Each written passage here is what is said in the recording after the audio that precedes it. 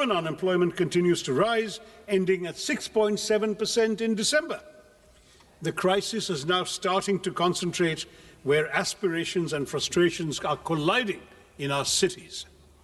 And yet even the centre's flagship responses have failed to rise to the moment. Under the Pradhan Mantri Kaushal Vikas Yojana, barely 41% of certified candidates secured placements. More than half of those jobs were concentrated in just 5 sectors. And of the 1,380 crores released, 278 crores remained unutilized. The Prime Minister Internship Scheme tells a similar story. Allocation 10,831 crores. Ministry spends 526 crores in the first 9 months. This pattern is recurrent, sir. In fiscal year 25, allocations were cut after large unspent balances, with actual spending at just 680 crores. So much for creating employment when we can't even spend the money allocated for the job of creating employment. And what of gig workers, the backbone of our new economy? There is no mention of them in the budget. Their welfare has been deprioritized at a time when unrest grows over the absence of clearly defined benefits, time-bound claims and appeals mechanisms, and mandatory disclosure of work hours, earnings and deductions. This silence further weakens the gig workers' access to social security in practice.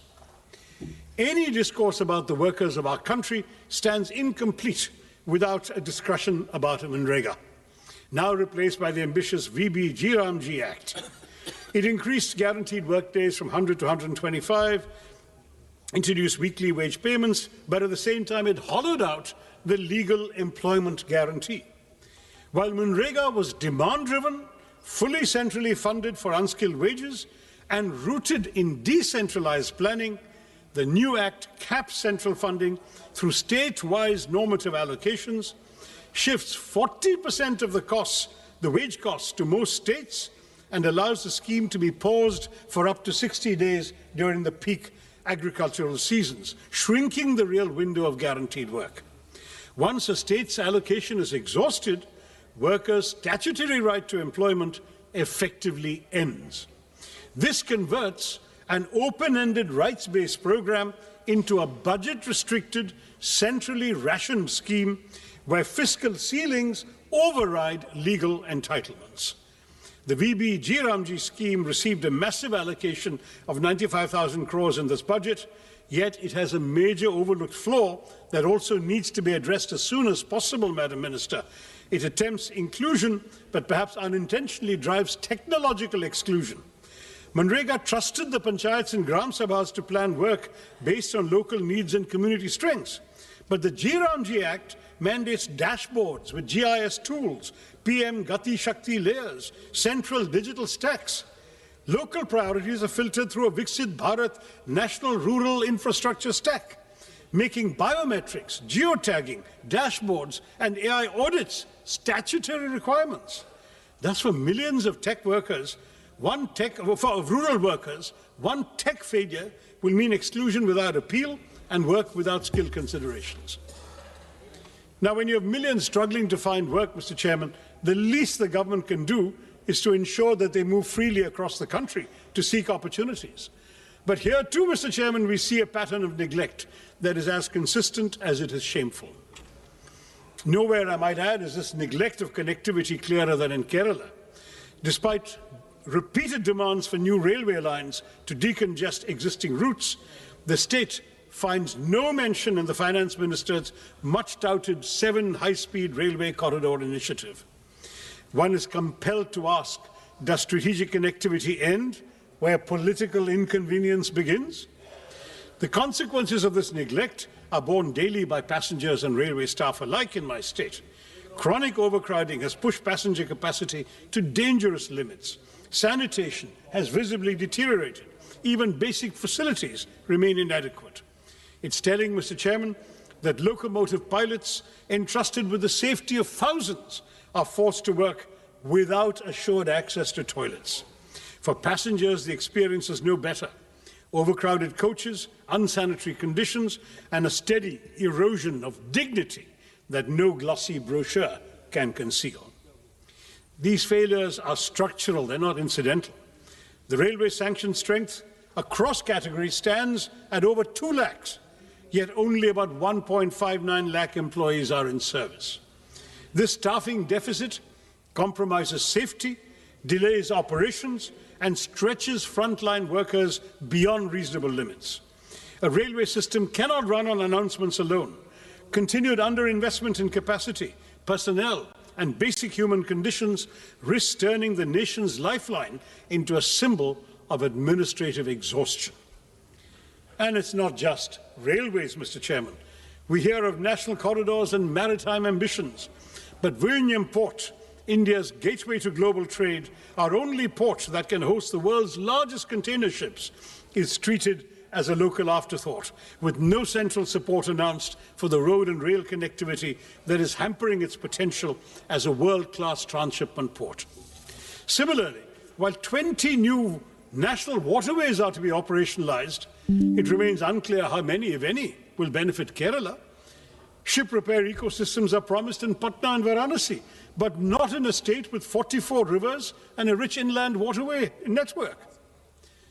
Our coastal communities, Mr. Chairman, face the deadly peril of sea erosion that has already leached so much of our territory into the sea. But there is no money for the sea walls and groins so essential for coastal protection. I have been raising this repeatedly in the House over the last 15 years. The Centre tells me it's a state's problem. The state says it has no money. So we continue losing our territory, our seafront, to the marauding ocean. The lives and livelihoods of our fisherfolk, mostly living below the poverty line, are apparently of no concern to our budget makers either. And if maritime connectivity disappoints, Mr. Chairman, should we rely on the air? The regional connectivity scheme, which promised to give wings to the armed Nagrik, to lift aspirations off the ground, make the skies accessible to all, yet today, many of those promises lie grounded. Nearly a decade on, at least 11 airports launched under UDAN have seen flights taper off or disappear altogether. Runways without aircraft, terminals without passengers, skies conspicuously empty. Last year, we were promised a modified UDAN, with 120 new destinations and 4 crore passengers. But in this budget, Mr. Chairman, UDAN does not even earn a mention. Not just that, but for fiscal year 24-25, a total of 81 airports owned and operated by the Airports Authority have incurred financial losses. Duopolies have led to declining service quality, with the Indigo fiasco exposing the vulnerabilities of our airline industry. When aviation policies cannot stay airborne beyond announcements, one must ask whether this government is still committed to democratizing the skies, as it claims, or rather, as the minister claimed last year. Mr. Chairman, if connectivity cannot move people physically, one would hope education might lift them socially and economically. But here too, we see a betrayal of promises. India speaks of global excellence while presiding over domestic neglect. The National Education Policy promised 6% of GDP for education. Years later, spending remains at barely 4%, with the Union government contributing only 0.4% and leaving states to shoulder an unsustainable burden. The consequences are visible and damaging. Over 1.5 lakh schools lack electricity, thousands lack toilets, ramps, or basic facilities for children with disabilities, and the foundations of learning continue to crumble even as we advertise world-class universities. This neglect hits the most vulnerable the hardest. For scheduled castes, enrollment falls from 99% at the preparatory stage to 70% at the secondary level. For scheduled tribes, from 99% to just 67%. These numbers reveal a system where poverty pushes students out of classrooms and into premature work. We are told artificial intelligence will shape our future, yet only 52% of government schools have functional computers, just 58% have internet access. Where is artificial intelligence going to come to these schools? Technology without access is not transformation, Madam Minister. It is exclusion by design. Continued underfunding paired with grand promises will not uplift our children. It will mortgage India's future at a discount. Mr. Chairman, if education is one pillar of development the government should care about, health is surely the other. Budgets may speak in numbers, but nations are built in flesh and blood. And any budget serious about India's economic potential must invest in human capital, because healthcare is not charity, it is foresight.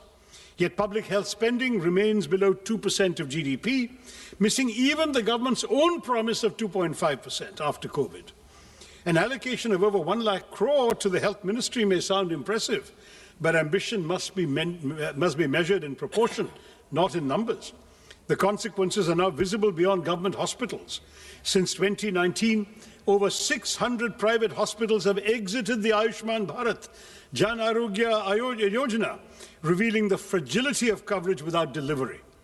Insurance that arrives late is merely distress deferred.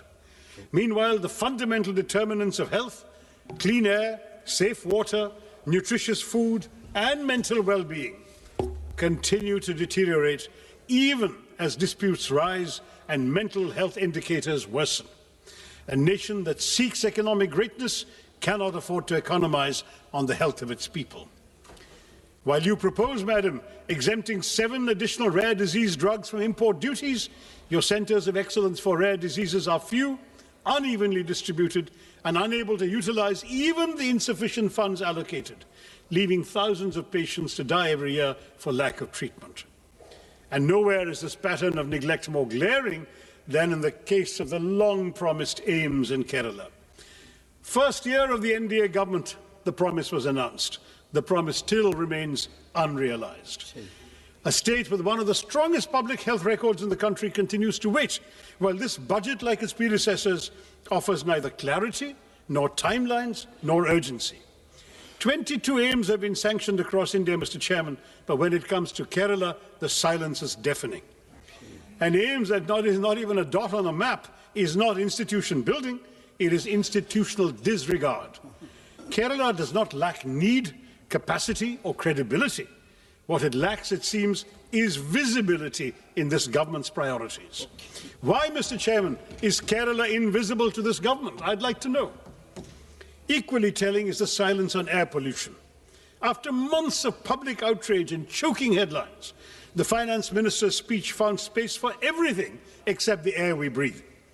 The National Clean Air Programme still runs on 2009 standards, weaker than the WHO's PM 2.5 norms, even as pollution control funding has been cut from 1,300 crores to 1,091 crores this year. A budget that saves on rupees but ignores the air its citizens breathe reduces development to bad arithmetic, not good progress. Mr. Chairman, the announcement of 3 new National Institutes of Pharmaceutical Education and Research, or NIPA, raises a troubling question of balance and intent once again. I'm sorry to return to my state, but Kerala, despite one of the country's strongest public health ecosystems and a proven record in healthcare delivery, once again went unaddressed. Even as NIPAs are concentrated and clustered in northern and eastern India, and a single institute in Hyderabad is expected to serve the entire south. This imbalance is not new. I flagged it 2 years ago when I was chairman of the Standing Committee on Chemicals and Fertilizers. At a time when over 60% of India's 8,500 MSME drug units lack support to adopt even good manufacturing practices, such skewed institutional allocation risks shrinking rather than strengthening our manufacturing base. It also does little to reduce our dependence on China for nearly 2/3 of key active pharmaceutical ingredients, or to correct India's anemic R&D investment of just 0.64% of GDP, with even large pharma firms spending under 1% of net sales on their research. The result is predictable: limited innovation, continued reliance on low-cost biosimilars, and life-saving biologics priced far beyond the reach of most Indians, where public health spending remains so much below the GDP target of 2.5%.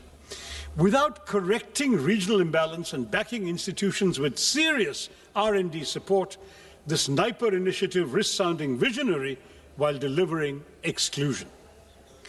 Now, all of these shortcomings in the sectors I've surveyed, in infrastructure, education, healthcare, might have been bearable if at least the economic burden were distributed equitably.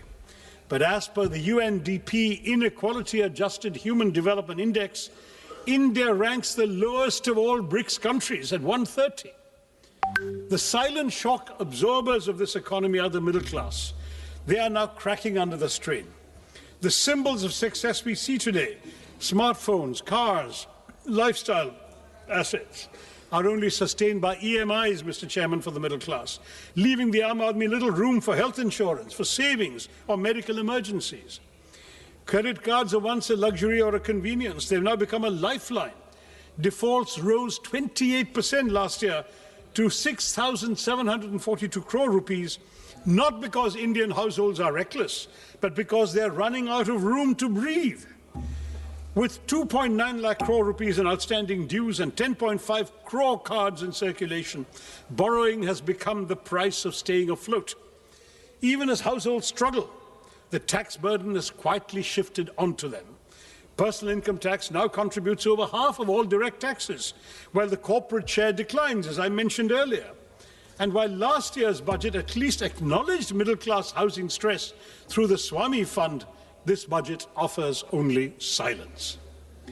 Inflation may look subdued on paper, but for citizens, the cost of living has merely been shifted.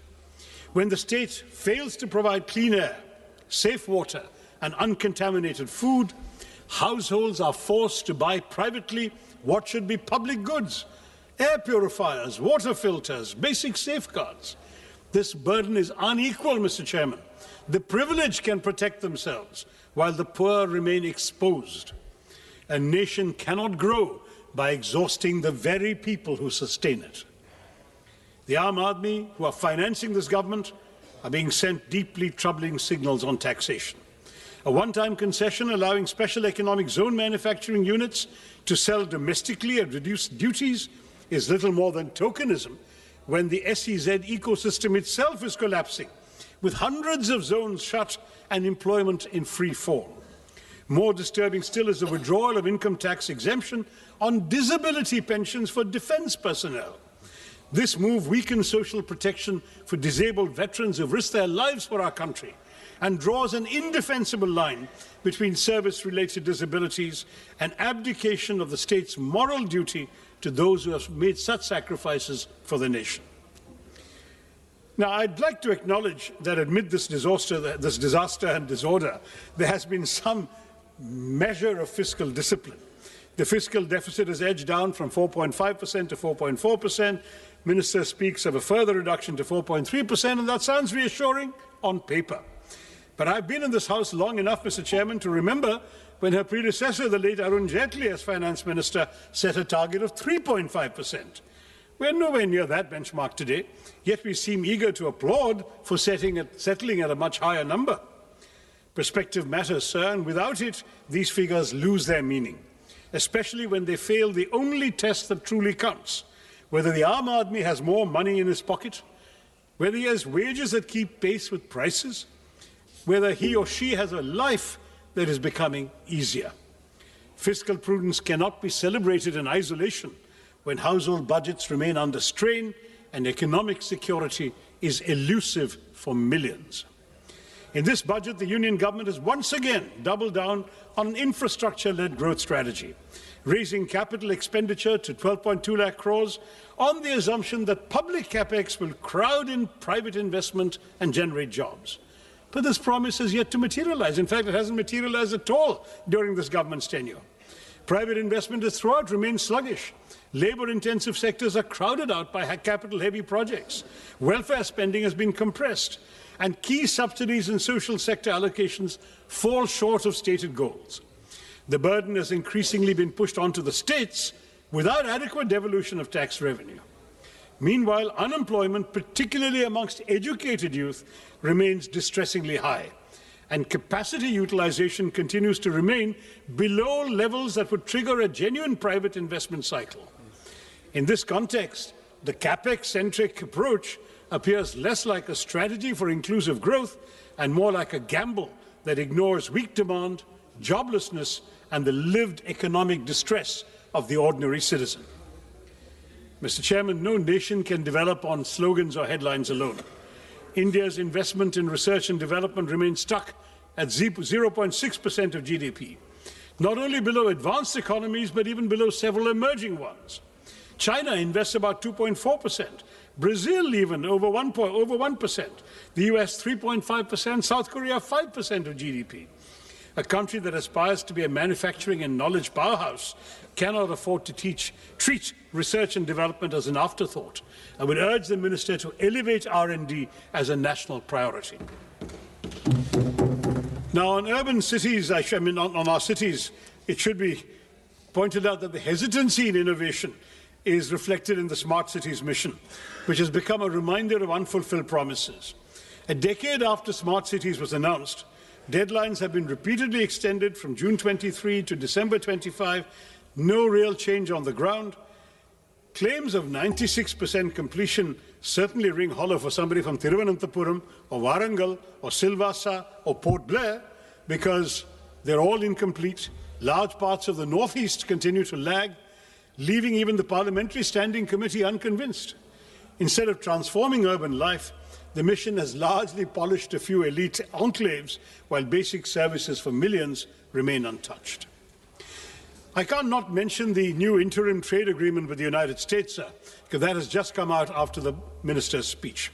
It looks less like a free trade agreement than a pre-committed purchase agreement that overturns every principle of reciprocity.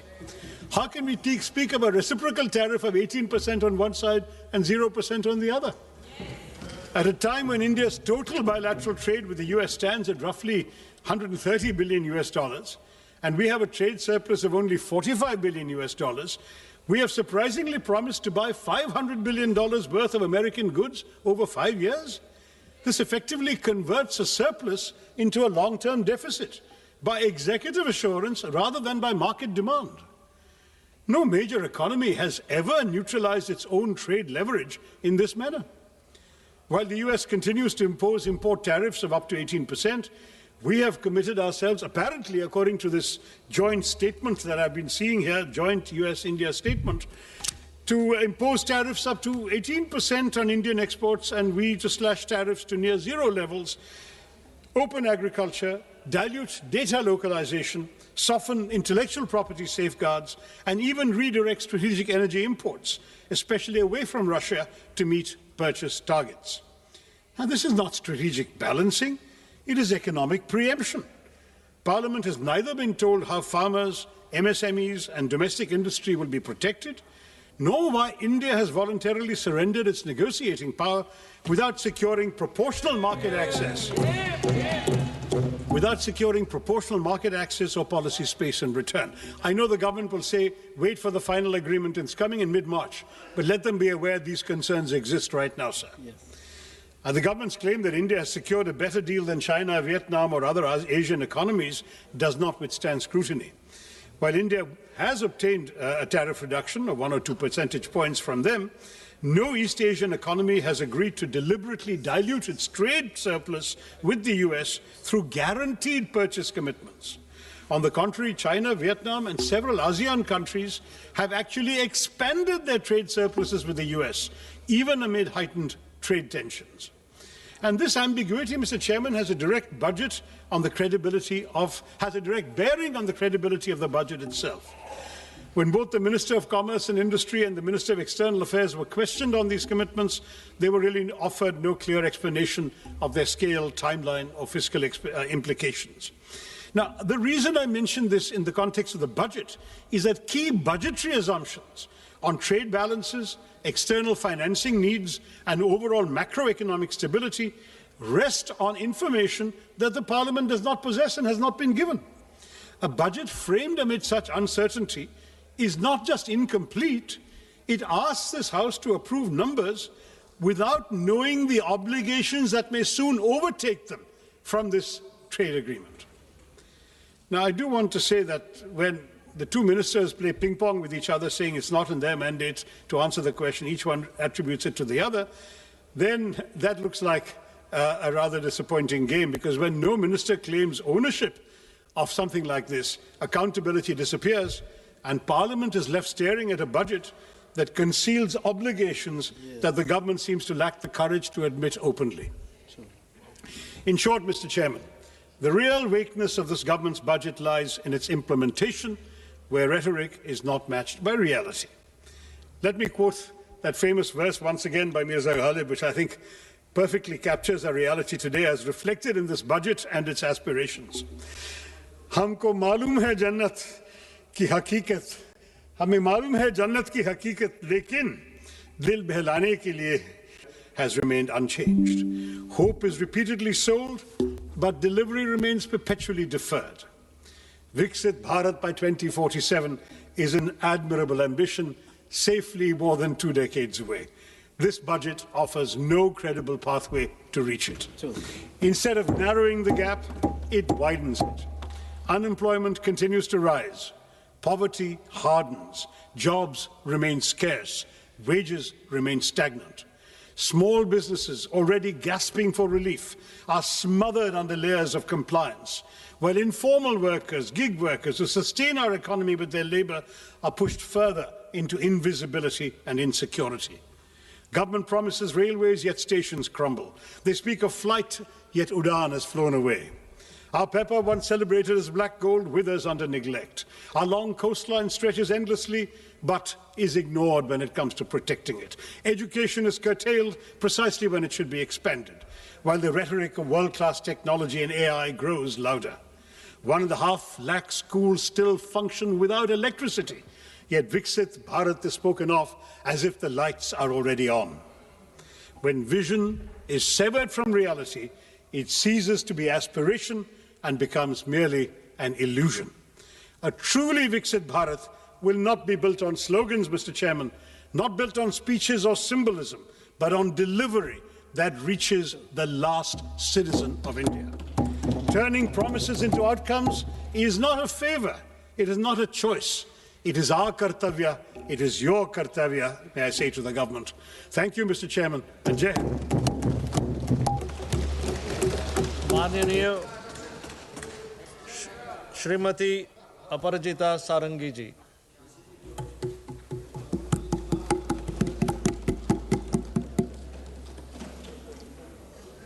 It is my pleasure and privilege to talk about the Union Budget for the financial year 26-27. Thank you, Chairman, sir, for giving me this opportunity. At the outset, I commend Honorable Finance Minister, Madam Nirmala Sitharaman, for giving to this country of 1.4 billion people her 9th consecutive budget, a budget which reflects her commitment, the commitment of the government, the conviction of the government, and the consistency of the government. As I stand here to speak, I am reminded of a few words from Rigveda, the oldest of our Vedas. Sangachadhvam sangvadadhvam sangvo manansi janatam. हम साथ बोले, हम साथ चलें, हमारी भावना और हमारी सोच एक दिशा में हो. My dear colleagues, we are all moving towards one and only one goal in the country, and the goal is to make India Viksit Bharat by 2047. And I can say with all conviction at my command that this particular budget of the financial year 26-27 is definitely a very strong step in our common journey. For the sake of clarity, I must say, my dear friends, that our Finance Minister, Madam Nirmala Sitharaman, framed the blueprint around 3 kartavyas. Number 1, to accelerate and sustain economic growth. Number 2, to fulfill the aspirations of the people and build their capacities. And number 3, to align with our core objective of Sabka Saath, Sabka Vikas. बंधुगण, यह ऐतिहासिक budget सिर्फ संख्याओं का संकलन नहीं है, यह विकसित भारत की यात्रा में हम सब के लिए एक माइलस्टोन है, एक निर्णायक मील का पत्थर है.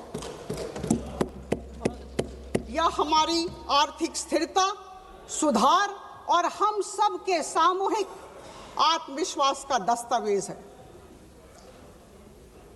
My dear colleagues, this particular budget of the union government comes at a time when India is actually moving fast in its growth trajectory, and we must accept and acknowledge this. This is the first budget of the second quarter of 21st century, and that's why it's a very important budget for all of us, for all 1.4 billion Indians. Friends, we are aware of the fact that in 2014, we were the 10th largest economy, and at this juncture, our micro fundamentals are very strong. We are the 4th largest economy, bypassing Japan.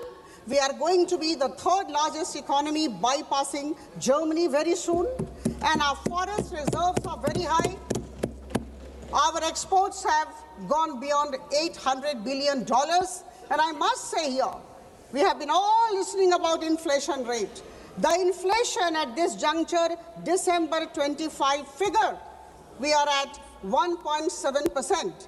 And here while I say this, I must say that between 2011 and 2014, the average inflation of this country was 9.8%. I must say this, and I think all of us sitting in this house must appreciate this.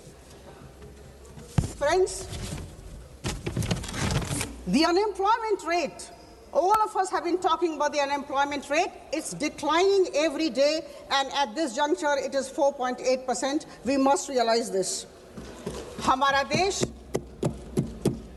वैश्विक निवेशकों, foreign investors के लिए एक भरोसेमंद गंतव्य की तरफ उभर के आया है, और हम सबको समझना होगा कि इस तरह की जो आर्थिक स्थिति है, जब विश्व में हमारी प्रशंसा हो रही है, हम मजबूत जमीन पर खड़े हैं, यह कोई संयोग नहीं है। यह हमारे अनुशासित वित्तीय प्रबंधन, संरचनात्मक सुधारों और स्पष्ट नीति का प्रमाण है।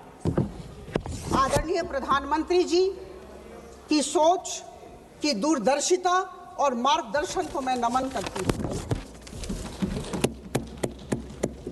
The analysis of the budget of financial year 26-27 makes it abundantly clear that the Indian government has chosen the path of long-term growth. And this is not growth by impulse, this is not short-term stimulus.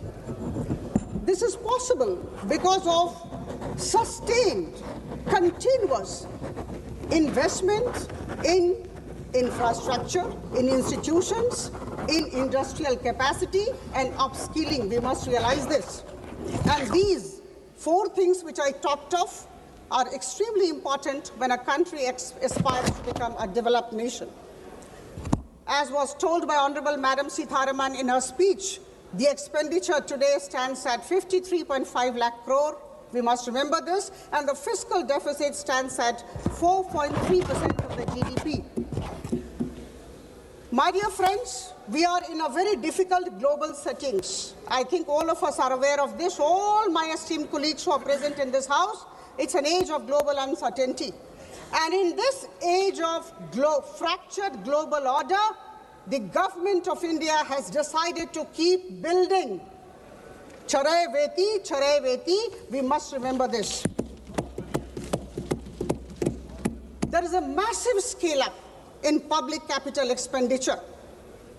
I remember in 2014, it was just 2 lakh crore. We must appreciate this.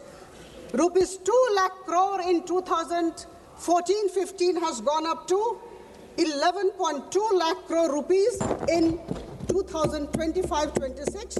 And now, with all pride, with all happiness as a citizen of the country, I can say that the public capital expenditure has gone up to 12.2 lakh crore rupees, which is 4.4% of the GDP, and it registers a 10% increase over the last year.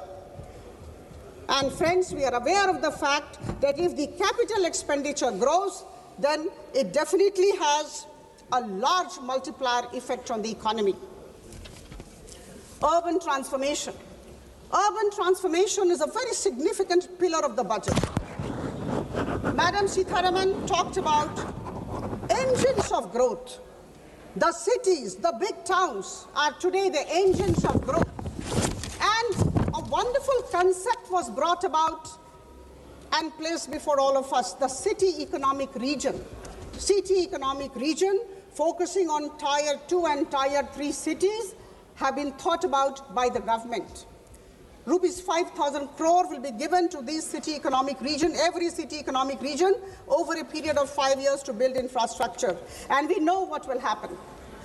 Less reduced pressure on the mega cities and fostering balanced development in the process. All of us know that no country ever can actually become a developed nation without having manufacturing competitiveness, and our government has tried to give a substantial push to the manufacturing competitiveness idea.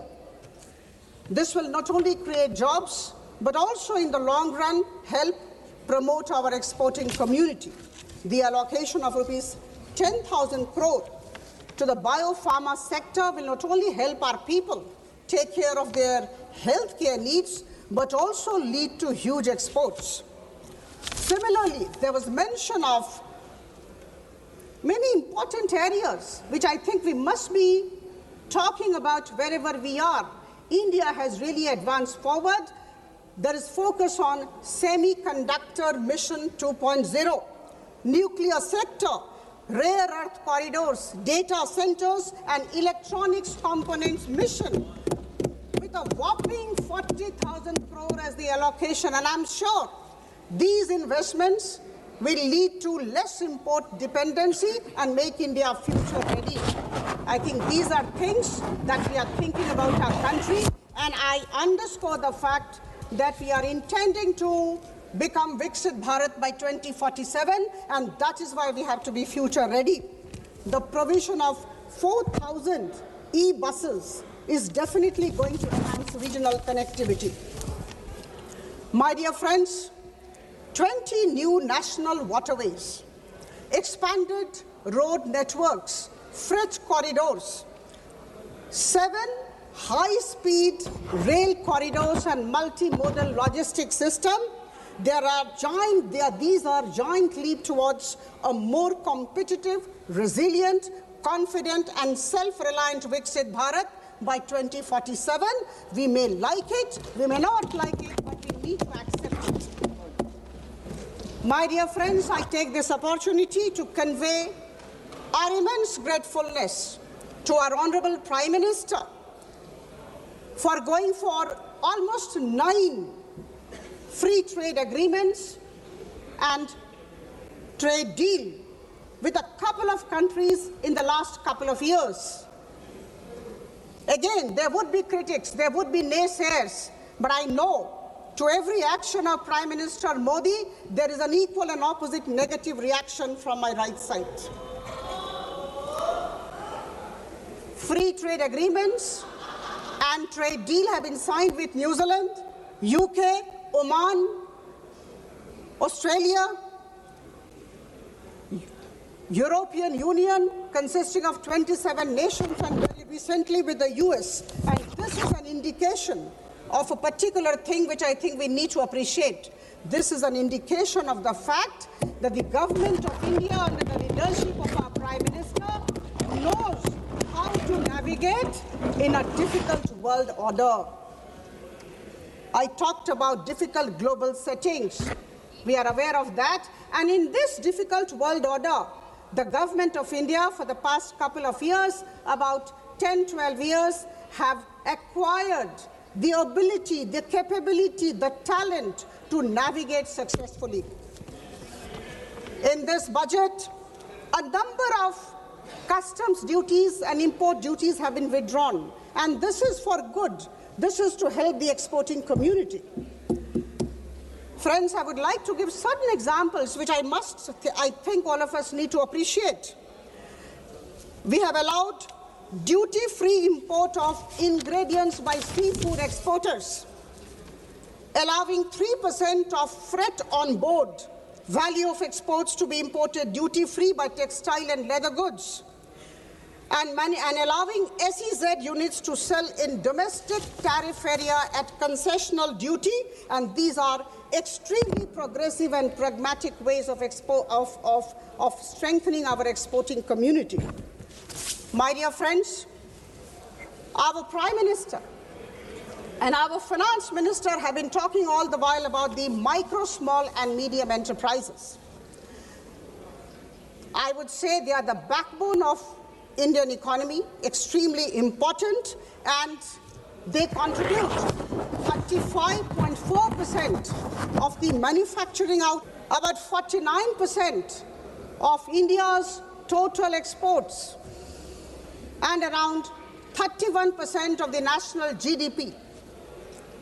Now it's 7.47 crore MSMEs in the country, employing around 33 crore people. MSME has emerged as the second largest employer after agriculture. And our government, under the visionary leadership of our Honorable Prime Minister, recognizes this. And that is why rupees 10,000 crore have been allocated as SME Growth Fund. And there is a great concept, and the concept is nurturing the champion MSMEs. I think this is something very interesting, very innovative, and we all need to stand together and appreciate. Friends, a healthy India is a prosperous India. And here I must like to inform all of you, or rather help you recall, that Madam Nirmala Sitharaman allocated rupees 1.06 lakh crore for the Ministry of Health and Family Welfare in this budget. And this is a staggering 194% increase over the 2014-15 levels. In order to make our healthcare affordable and even accessible to many people, you know, the customs duties, the import duties have been withdrawn from 17 cancer drugs and drugs of many diseases which are rare by nature.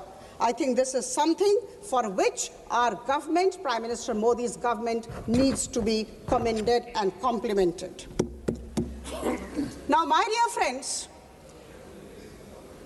could anybody think about AVGC, animation, visual effects, gaming and comics? This government is planning to raise about 2 million professionals by 2030 in AVGC sector. Absolutely out of the box idea, you may like it or not, but this is highly innovative and an out of the box idea of our government. Now here, the government will be supporting the Institute of Creative Technologies Mumbai to raise these professionals and to actually establish content creator labs in about 15,000 secondary schools and 500 colleges. It is very easy for me to read out, as my dear friend just did. When you are convinced about what your government is doing, you know, you need not read out from the papers. I know what our government is doing and how my government is ensuring that India moves forward. I don't have to look into papers for data and statistics. We are convinced that the government is moving forward, and this confidence is coming out when we speak about the government's good works. Friends, there is a very interesting thing. Ma'am, kindly address the chair. Yeah, thank you. To ensure sustained economic growth, and also at the same time to keep fiscal deficit in check, is an interesting phenomenon. It's a challenge. And I'm extremely happy to inform the House that we recognize, we appreciate that this government has been doing that.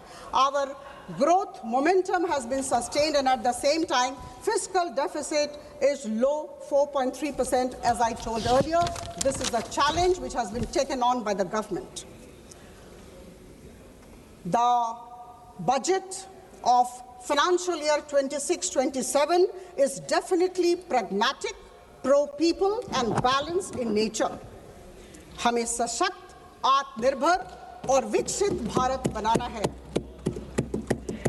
बंधुगण, आदरणीय प्रधानमंत्री जी की सोच, उनके दिग्दर्शन, उनकी सकारात्मकता के सामने हम सब नतमस्तक हैं। मैं नमन करती हूं और उनके लिए दो पंक्तियां। मैं सोच भी बदलता हूं, मैं नजरिया भी बदलता हूं, मंजिल जाने तक का जरिया भी बदलता हूं, और अगर बदलता नहीं कुछ तो सिर्फ अपना लक्ष्य नहीं बदलता हूं, अपना पक्ष नहीं बदलता हूं। आप सबको बहुत बहुत धन्यवाद। कहना आसान है, करना कठिन, लेकिन हमारी सरकार आदरणीय प्रधानमंत्री जी के बलिष्ठ नेतृत्व में आगे बढ़ती जा रही है। आइए हम सब संग गच्छध्वं संग वदध्वं संग वो मनांसी जानताम, हम साथ चले, हम साथ बोले और हम सब की सोच और भावना एक दिशा में हो। बहुत बहुत धन्यवाद। माननीय श्री अखिलेश यादव जी।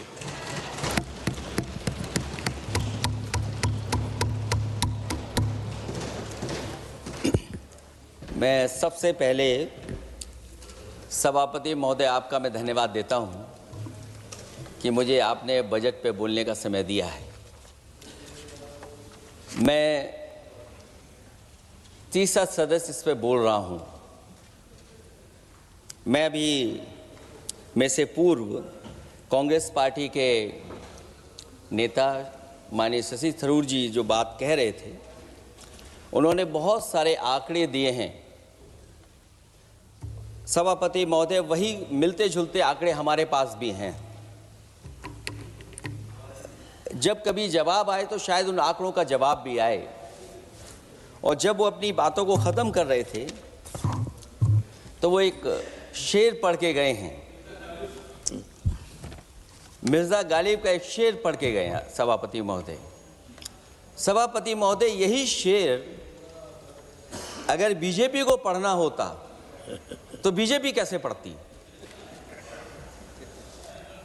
अगर यही शेर बीजेपी को पढ़ना पड़ता तो वो पढ़ते कि हमको मालूम है स्वर्ग की सच्चाई, लेकिन दिल को बहलाने के का गालिब ये ख्याल की जगह सोच अच्छा है। सभापति महोदय, यही फर्क है। सबका साथ, सबका विकास। सभापति महोदय, बोलने से पहले मैं जब बजट को देख रहा था और अक्सर सरकार को पिछले कई सालों से चलता हुआ मैं देख रहा हूं, मैं कहना चाहता हूं, क्यों झूठे ख्यालों में दिन रात करें, जो बनाते हैं हवा में बातों के महल, आओ उनसे कुछ जमीनी बात करें। सभापति महोदय, बजट आने से पहले और बजट आने के बाद पूरा देश और पूरे देश में ये बहस चल रही थी कि अमेरिका को लेकर के डील होने जा रही है। सभापति महोदय, मुझसे पहले अभी जो भारतीय जनता पार्टी की माननीय सदस्य बोल रही थी, और भारतीय जनता पार्टी का ये पक्ष है कि हम लोगों ने दुनिया में बहुत सारे देशों से फ्री ट्रेड एग्रीमेंट कर लिया है। सभापति महोदय, मैं भारतीय जनता पार्टी की सरकार से जानना चाहूँगा, अभी कितने देश और बचे हैं जिससे आप फ्री ट्रेड एग्रीमेंट नहीं कर पाए हैं? कुछ ऐसे भी देश बचे होंगे शायद जिनसे आपकी इच्छा होगी कि हम फ्री ट्रेड एग्रीमेंट कर लें। और सभापति महोदय, का फ्री ट्रेड एग्रीमेंट हो भी जाते हैं, जो लोग कभी रुपए के बारे में बहुत चिंता करते थे, कभी कभी उम्र से, कभी कभी दूसरे लोगों की उससे जोड़ देते थे, इतने सब फ्री ट्रेड एग्रीमेंट होने के बाद और अमेरिका से डील नहीं ढील हुई है, उसके बाद हमारा रुपया कहां पहुंचेगा? और अगर यही डील होनी थी तो 11 महीने इंतजार क्यों कराया?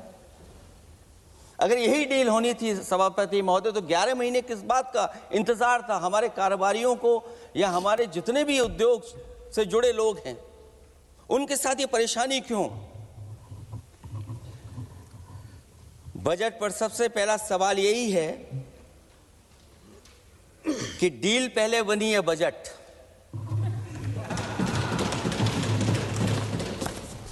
और बजट का हलवा यहां ज्यादा बटा के वहां। सभापति महोदय, स्वदेशी, आत्मनिर्भर, ये शब्द तो बहुत अच्छे लगते हैं, लेकिन जब डील हो गई है तो क्या इस बजट को लाने से पहले आत्मनिर्भरता और स्वदेशी को अपने अपने शब्दकोश से हटा दिया है, या इसको उल्टे अर्थ में विलोम शब्दकोश में डाल दिया है? और ये डील नहीं है जो हम आप सब समझ पा रहे हैं। शायद 70% के लोग ये नहीं समझ पा रहे होंगे, लेकिन पूरा देश समझ रहा है कि हमने अपना बाजार एक बार और खोल दिया है। $500 बिलियन का व्यापार एक तरफा। हमारे आत्मनिर्भरता कहां जाएगी? स्वदेशी नारा हमारा कहां जाएगा? हमारे देश की जनता भाजपा से कह रही है कि जहां तक हमें मालूम है डील एक तरफा नहीं होती है। क्या ये बनी वहां पहुंची यहां जहां जैसे कोई एक पक्षी मान रहा हो? जनता भाजपा से यह भी जानना चाहती है कि 0 बड़ा के 18।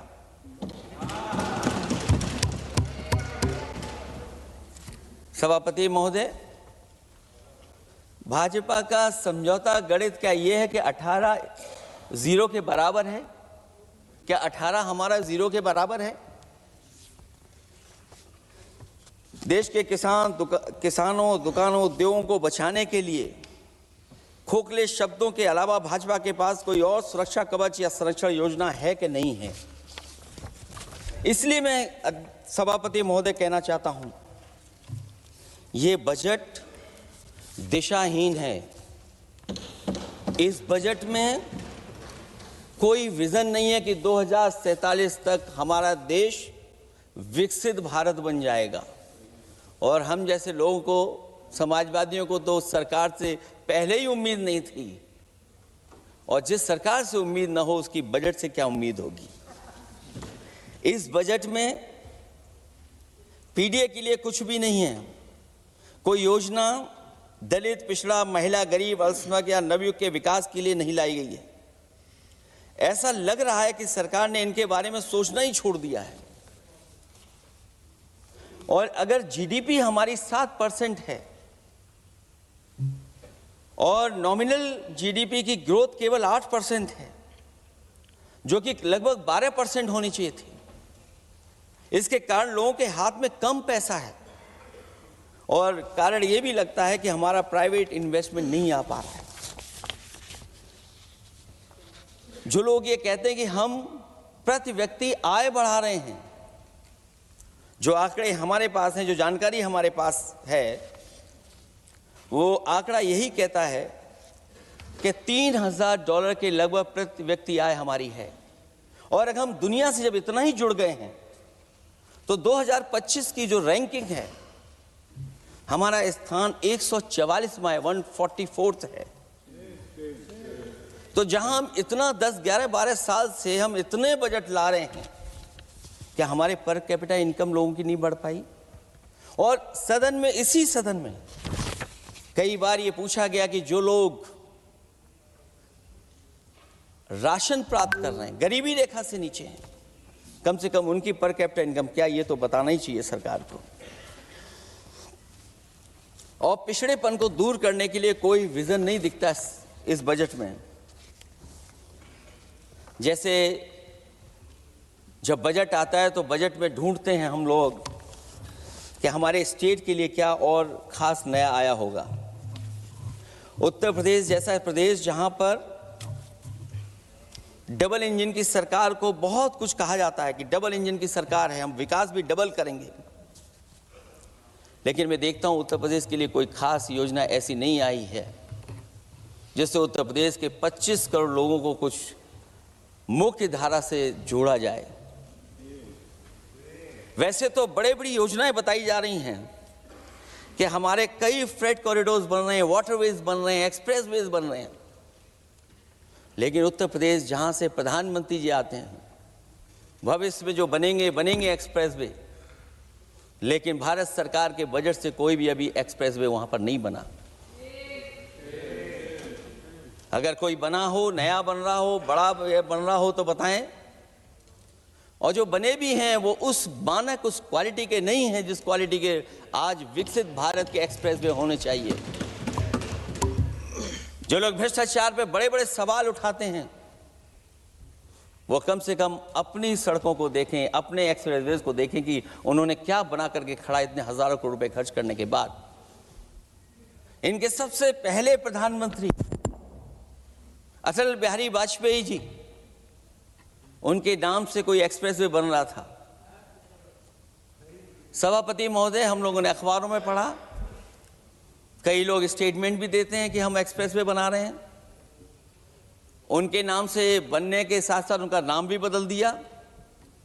पहले वो चंबल एक्सप्रेसवे बन रहा था, फिर अटल जी के नाम से एक्सप्रेसवे बन रहा था। लगता है वो जमीन पर नहीं उतरा है, वो केवल कागजों पे बन रहा था। तो ये तो एक्सप्रेसवे की बात हुई। सबसे बड़ा सवाल ये है कि किसान को लेकर के इन्होंने कहा कि किसान की हम आय दोगुनी कर देंगे। आज हमारा किसान इस उदारीकरण में कहां खड़ा है? जिस किसान को लेकर के पूरे देश के सभी राजनीतिक दल चिंतित रहते हैं, इस डील के बाद हमारे किसानों का हाल क्या होगा? और जब सब कुछ विदेश से ही आएगा तो हमारा किसान भारत में क्या उगाएगा, जमीन पर क्या होगा और क्या बेच पाएगा? सभापति महोदय, सरकार ने बड़ा बजट पेश किया, कहा कि हम एग्रीकल्चर इंफ्रास्ट्रक्चर तैयार करेंगे, एग्रीकल्चर इंफ्रास्ट्रक्चर से हम मंडियां तैयार करेंगे, बाजार तैयार करेंगे, एमएसपी लागू करेंगे। हमारे किसान जब काले कानून के खिलाफ लड़ रहे थे, बड़ी संख्या में जान चली गई, उसके बाद सरकार कहीं पीछे हटी और उन्होंने काले कानून वापस लिए। लेकिन आज भी किसानों को जो कानूनी गारंटी मिलनी चाहिए वो अभी तक एमएसपी की कानूनी गारंटी सरकार नहीं दे पाई है। और जो 23 क्रॉप और हॉर्टिकल्चर क्रॉप और दूध को लेकर के सरकार दावा करती है कि हम सब्जियां इतना, हॉर्टिकल्चर क्रॉप्स हमारी इतनी ग्रो कर गई हैं, हम दुनिया में इतना पैदा कर रहे हैं। दूध के जब आंकड़े बताते हैं कि दुनिया में हम दूध का उत्पादन इतना कर रहे हैं, और अगर आपका बजट ही विकसित भारत का बजट है तो हमारे हॉर्टिकल्चर क्रॉप्स और जो हमारा किसान दूध का उत्पादन कर रहा है, दूध का उत्पादन हो रहा है, उसके लिए एमएसपी की गारंटी कब देंगे आप लोग? और गारंटी हम लोग इसलिए मांग रहे हैं क्योंकि उसको घर कैसे बनाएगा, घर कैसे चलाएगा, अगर उसको लाभ नहीं मिलेगा, बच्चों को कैसे पढ़ाएगा, अपनी बेटियों को हंसी खुशी विदा कैसे कर पाएगा? और इधर तो जहां फसल की कीमत नहीं मिल पा रही है, सभापति महोदय, सोने के भाव कहां पहुंच गए हैं? पहले गरीब सोचता था जब हम अपनी बेटी की विदा करेंगे तो कुछ सोने का एक सामान खरीद करके दे देंगे उसको। जैसे जैसे बीजेपी की सरकार चली और आगे बढ़ती गई, 12 साल ऐसे हैं आ गए कि अब तो चांदी तो दूर, अगर यही सरकार चलती रही तो लोहे पर पीतल चढ़ाकर भी गरीब अपनी बेटी की विदाई नहीं करा पाएगा। कैसे अपने भविष्य के लिए 2 पैसे जमा कर पाएगा? मतलब आज क्या खाएगा, कल के लिए क्या बचा पाएगा? ये किसानों के बड़े सवाल हैं। भाजपाई किसानों को लाभ नहीं पहुंचाना चाहते हैं, ये किसी और को लाभ पहुंचाना चाहते हैं। कुछ अदृश्य लोग हैं जिनको लाभ पहुंचाना चाहते हैं, क्योंकि इनका बजट जो बजट बनाते हैं वो आम जनता का ना उसमें जिक्र है ना फिक्र रहती है। और अगर फिक्र होती उनको तो किसान की खाद समय पर मिल जाती उन्हें, उनको बीज समय पर मिल जाता, सस्ती बिजली उपलब्ध हो जाती, सिंचाई या सिंचाई मुफ्त हो जाती थी। और मुझे याद है सभापति महोदय, समाजवादी सरकार में हम लोगों ने किसानों की सिंचाई मुफ्त करने के भी फैसले लिए। कीटनाशक दवाइयां कितनी महंगी हैं और सरकार ने किसानों को अपने हाल पे छोड़ दिया। मंडियों पे कहीं कोई खरीद नहीं है, और अगर खरीद हुई है तो सरकार बताए कि धान, आलू या गेहूं की खरीद में तो मिल जाती है उसको कीमत, लेकिन धान और आलू जैसी फसलों पर कोई सरकार कीमत नहीं दे पा रही है। महंगाई बेतहाशा बढ़ने पर भी इस बजट में जनता को टैक्स में न छूट देना टैक्स शोषण है। अमीरों के काम कारोबार और घूमने फिरने पर 10 तरह की छूटें दी गई हैं, लेकिन बेकारी बेरोजगारी से जूझ रहे लोगों की उम्मीदों की थाली खाली है। मध्यम वर्ग अपने आप को ठगा महसूस कर रहा है। शोषित, वंचित, गरीब व्यक्ति जहां था वैसे भी नीचे जाता दिख रहा है। इस बजट ने उसके चादर में पैबंद लगाने की जगह उसे और चिथड़ा कर दिया है, क्योंकि सामाजिक सुरक्षा केवल शब्दों की औपचारिकता रह गई है। किसान, मजदूर, श्रमिक, कारोबारी, छोटा दुकानदार अपने लिए मिली राहत को दूरबीन से देखकर ढूंढ रहा है, और इसीलिए भाजपा का हर बजट 1/20 का बजट मानते हैं, क्योंकि वो 5% लोगों के लिए ही होता है। अच्छे बजट की होती हैं 3 पहचान: गरीब की तरक्की, खुशहाली और मुस्कान। शायद इस बजट ने तीनों चीजों को छीनने का काम किया गरीबों से। दूसरा विषय, स्वास्थ्य को लेकर के बहुत हमारा गरीब समय समय पर परेशान रहता है। स्वास्थ्य को लेकर के जो ठोस कदम सरकार को उठाने चाहिए वो सभापति महोदय सरकार नहीं उठाती दिख रही है, और जितना भी स्वास्थ्य सेवाएं हैं वो ठप होती चली जा रही हैं। मैं उत्तर प्रदेश की बता सकता हूं, मुझे याद है सभापति महोदय, पहला जो भारत सरकार और प्रदेश सरकार को मिलकर के पहला हॉस्पिटल, मेडिकल कॉलेज शाहजहांपुर का बना था, जिस समय भारतीय जनता पार्टी के उस समय के स्वास्थ्य मंत्री और मैंने मिलकर के उसका उद्घाटन किया था।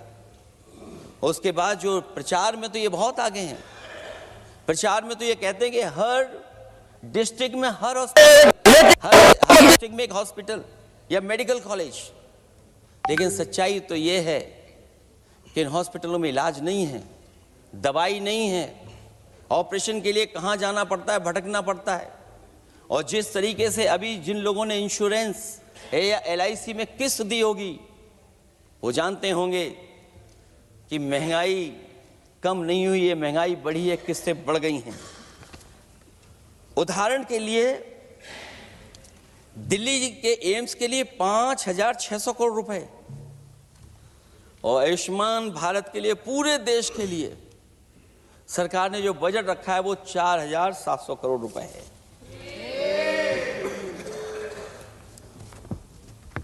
सुनते हैं पहले उपवन में हर ऋतु में बहार गाती थी, कलियों का तो कहना ही क्या, मिट्टी में खुशबू आती थी।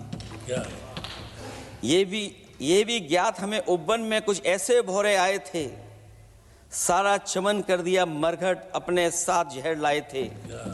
लेकिन अगर चमन वाले ही भौरों के रंग ढंग अपनाएं, माली तुम ही फैसला कर दो, हम किसको दोषी ठहराएं।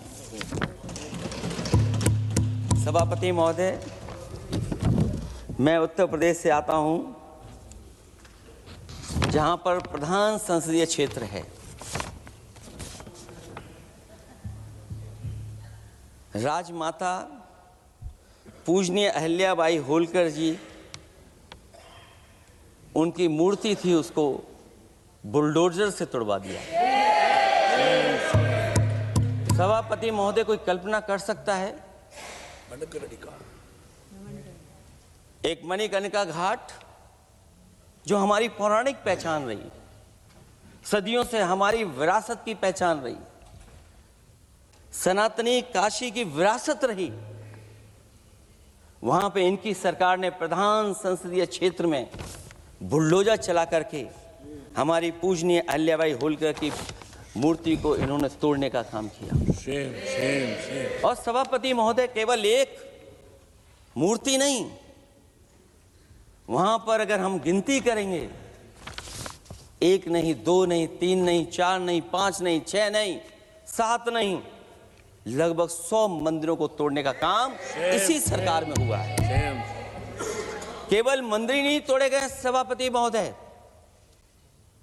एक antique bell donated by Nepal नरेश, जो घंटा बजता था, सभापति महोदय, जो घंटा बजता था, नेपाल नरेश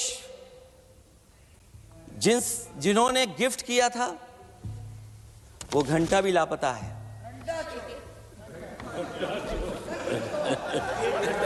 केवल घंटा ही लापता नहीं है,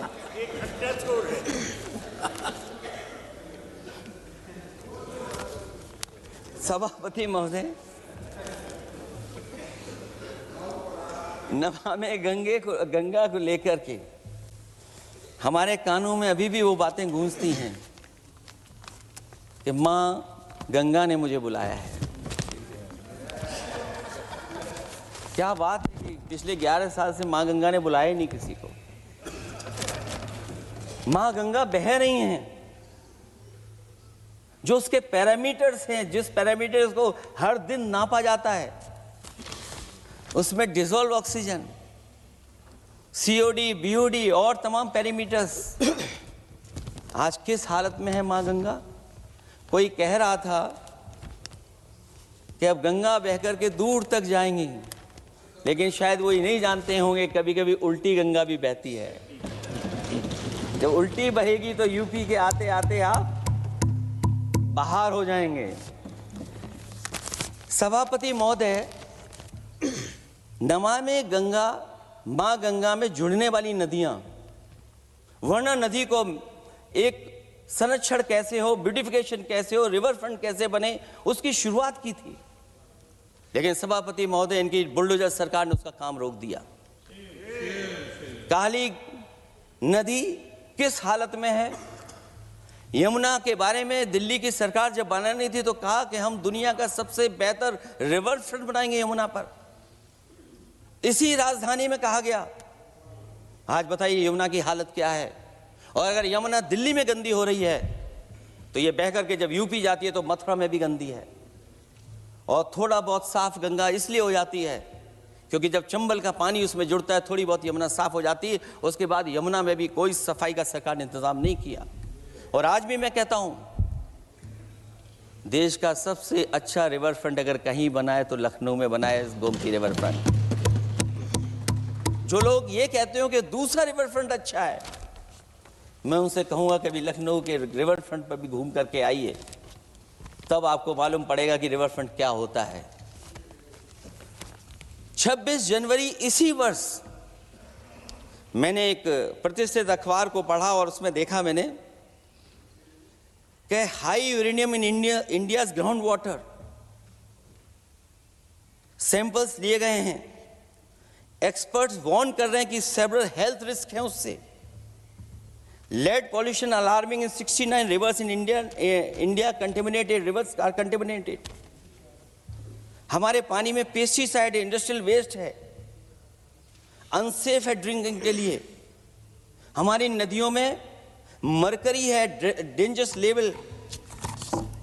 और जितनी भी हमारी वाटर बॉडीज हैं इंडस्ट्रियल टाउन्स के आसपास, सब में टॉक्सिक है, मरकरी है, बड़े पैमाने पे डेंजरस है पानी वहां का। और कई जगह इंडस्ट्री का सीधा सीधा वेस्ट जा रहा है। आर्सेनिक लेवल का सोच ही नहीं सकते हम लोग, जो मानक है उससे कई गुना ज्यादा है। ये तो हमारे देश का पानी है जो नदियों में बह रहा है, जो अंडरग्राउंड वाटर बन रहा है हमारा। ठीक ही कहा हमारे माननीय सदस्य ने कि जो संपन्न हैं, प्रिविलेज्ड हैं, वो लोग तो पानी साफ करने की मशीन खरीद सकते हैं। हमारा गरीब क्या खरीदेगा? गरीब की हेल्थ को कितनी परेशानी और रिस्क है। यहां तक कि अंतर्राष्ट्रीय प्लेटफॉर्म पर हमारे देश को भी सुनना पड़ा एक प्रतिष्ठित चैनल पर कि आपके देश में इन्वेस्टमेंट क्यों आएगा, क्योंकि वहां आ ही नहीं सकता है, क्योंकि आपकी हवा खराब है। सोचिए, देश का पानी खराब हो, और ये मैं नहीं कह रहा हूं, पानी खराब सरकार को मालूम है, नहीं मालूम है, लेकिन जो प्राइवेट कंपनियां हैं जिनको अपना पानी बेचना है, तो वो बता रही है कि आपके भारत के पानी में क्या क्या है। और ये बात गलत है तो सरकार ऐसी कंपनियों पर प्रतिबंध क्यों नहीं लगाते हैं कि इस तरह अपनी कंपनियों का सामान बेचने के लिए झूठा प्रचार कर रही हैं। जो चर्चा होने लगती है हवा खराब है, हालांकि उत्तर प्रदेश आते आते सरकार की भी हवा खराब हो जाती है। सरकार सबको डराती है, लेकिन सरकार को कोई नमस्कार न करे उसको नहीं डरा सकते आप।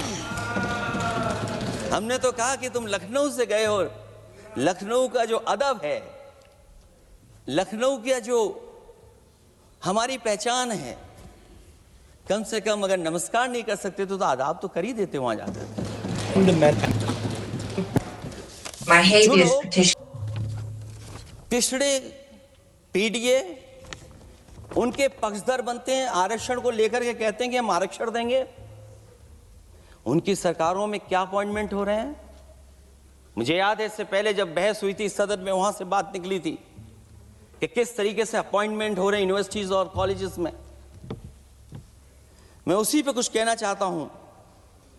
ये अपनी अपनी किस्मत है, कुछ कलियां खिलती हैं ऊपर और दूसरी मुरझा जाती हैं झुके झुके जीवन भर भूं पर। मानव बदकिस्मत है, लेकिन क्या वे महक नहीं सकती हैं? अगर मिले अवसर अंगारे सी क्या दहक नहीं सकती हैं?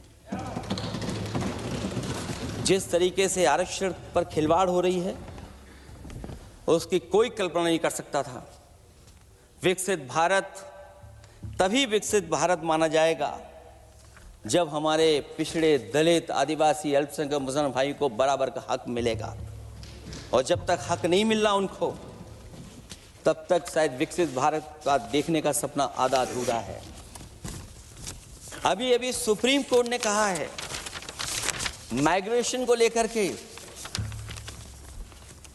सुप्रीम कोर्ट ने 16 जनवरी को एक फैसला पलट दिया। हाई कोर्ट के फैसले को पलटते हुए फैसला सुनाया कि यदि आरक्षित वर्ग का कोई उम्मीदवार बिना किसी छूट का लाभ लिए अगर अनारक्षित वर्ग से ज्यादा नंबर प्राप्त करे तो उसे अनारक्षित वर्ग में सेलेक्ट किया जाएगा। क्या सुप्रीम कोर्ट भी कह रहा है? हमारे सरकार की भी नियत है कि सबको आरक्षण मिलना चाहिए जिनका हक हो। हमारे प्रधानमंत्री जी भी कहते हैं हम पिछड़े हैं। हमारे दूसरे नंबर के नेता, क्योंकि उन्हें सनातनी बनना था, अपना धर्म बदल के दूसरा धर्म लिख लिया उन्होंने। तो कम से कम पिछड़ों का तो ख्याल करिए आप। जब पिछड़ों का ख्याल करोगे तभी आपका देश विकसित बनेगा, भारत विकसित बनेगा। अगर आप पिछड़ों को छोड़ देंगे, दलितों को छोड़ देंगे, आदिवासियों को छोड़ देंगे, अल्पसंख्यक भाइयों को छोड़ देंगे, तो आप कैसे विकसित भारत बनाएंगे? एक आर्थिक बराबरी है, दूसरी सामाजिक बराबरी है। और मुझे लगता है बजट से न आर्थिक गैर बराबरी दूर हो रही है, न सामाजिक गैर बराबरी दूर हो रही है। और इनकी सरकार में कितना भेदभाव है। सभापति महोदय, केवल चुनाव जीतने के लिए सोचिए, एक 72 साल के बुजुर्ग पर मोईद खान साहब, आप जानते होंगे आपके क्षेत्र में, मदरसा टाउन एरिया। सभापति महोदय, बीजेपी का लक्ष्य केवल है चुनाव जीतना। इन आंकड़ों से क्या मतलब? और आंकड़ों के अगर ये ठीक आंकड़े होते सभापति महोदय, तो इन्होंने कहा था कि बुलेट ट्रेन हम 1 लाख करोड़ की बनाएंगे। आज बुलेट ट्रेन 2 लाख करोड़ की कैसे हो गई? सभापति महोदय कहा कि हम 1 लाख करोड़ में बनाएंगे बुलेट ट्रेन। और बुलेट ट्रेन केवल संपन्न स्टेटों में क्यों? हमारे बंगाल, बिहार और यूपी में क्यों नहीं? और अगर आप हाई स्पीड बुलेट ट्रेन लाना चाहते हैं तो 1 लाख करोड़ का बजट दिया था, 2 लाख करोड़ बजट हो गया। यूपी में जब बनेगा तो पता नहीं कब बनेगा, कौन जानता है कब बनेगा। चुनाव जीतने के लिए इनकी सरकार के लोगों ने झूठा फंसाया, ये सब जुमला है, जुमला। झूठा फंसाया, और इसलिए फंसाया कि वो मुस्लिम है, इसलिए फंसाया। 72 वर्ष के बुजुर्ग को 19 महीने जेल में रखा गया। समाजवादी पार्टी को बदनाम किया गया, और केवल इसलिए कि चुनाव जीत जाए आप, अयोध्या का चुनाव जीत जाए, क्योंकि अयोध्या का चुनाव हारे थे आप लोग। मैं अयोध्या की महान जनता का धन्यवाद देता हूं कि उन्होंने कम्युनल पॉलिटिक्स का समापन किया है। वो विकास के रास्ते पे जाना चाहते हो। मैंने पहले भी कहा, फिर कहता हूं, आपका विकास अयोध्या का तो मैं जानता हूं कैसा है, क्योंकि लोगों ने काशी को क्यूटिव बनते नहीं देख पाए। अगर हम सब सदस्य हैं और हमारे प्रधान सांसद के संसदीय क्षेत्र को अगर हम क्यूटिव न बना पाए, आप विरासत मिटा रहे हैं। वहां पर कई सौ पुरानी दाल मंडी, जिसमें केवल वोट नहीं मिलता, इसलिए दाल मंडी को आप डिमोलिश कर देंगे आप। अल्पसंख्यक बनारस, और इसको अयोध्या को जीतने के लिए 72 वर्ष के एक व्यक्ति को झूठा केस लगाया, झूठा फंसाया, जेल भेज दिया। और न केवल उसको जेल भेजा, बल्कि उसकी दुकानें और उसकी बेकरी पर भी बुलडोजर चला दिया आपने। क्या डेमोक्रेसी में हमारे बुलडोजर का कोई स्थान है क्या? हाई कोर्ट कहता है कि आप फैसला सुना सकते हैं क्या? कोर्ट कहता है कि आप कौन हो गए फैसला सुनाने वाले लोग? और फिर आप लोग कहते हैं कि हर घर जल और नल। सभापति महोदय, इन्हीं के विधायक ने मंत्री जी को घेर लिया, इन्हीं के विधायक ने मंत्री जी का अपहरण कर लिया, और ये कहते हैं कि हम तो, हमारे कोई अराजकता नहीं है। ये कहते हैं इन्वेस्टमेंट लाएंगे, हम एमओयू साइन करेंगे। सभापति महोदय, देश के प्रधानमंत्री, देश के सबसे बड़े उद्योगपति उत्तर प्रदेश पहुंचे थे, एमओयू साइन किए गए, लाखों करोड़ के एमओयू साइन हुए, और एमओयू साइन होने के बाद जमीन पर कितना उतरा ये बताए सरकार। एमओयू के बाद सरकार बताए कितना जमीन पर उतरा है। इन्होंने जब कश्मीर का 370 हटा रहे थे सभापति महोदय, हाँ ना, बजट ही है ये एमओयू में, क्योंकि इंसेंटिव अगर नहीं देंगे तो कौन आपका इन्वेस्टमेंट लाएगा? ये राज्य का विषय नहीं है सभापति, राज्य से प्रधानमंत्री आते हैं। और आपने ये कहा कि प्रधानमंत्री के क्षेत्र में, हमने देश में कहा कि हमने 1000 किलोमीटर मेट्रो बिछाई है। आपने देश के प्रधानमंत्री के क्षेत्र में क्यों नहीं मेट्रो बिछाई? क्यों नहीं बिछाई आपने? आपने देश के प्रधानमंत्री के क्षेत्र को एक्सप्रेस वे से क्यों नहीं जोड़ा आपने? क्योंकि आपके पास बजट नहीं है। अटल बिहारी वाजपेयी जी के आपने नाम से एक्सप्रेस वे क्यों नहीं बनाया, बताइए आप? ये बजट नहीं है आपके पास।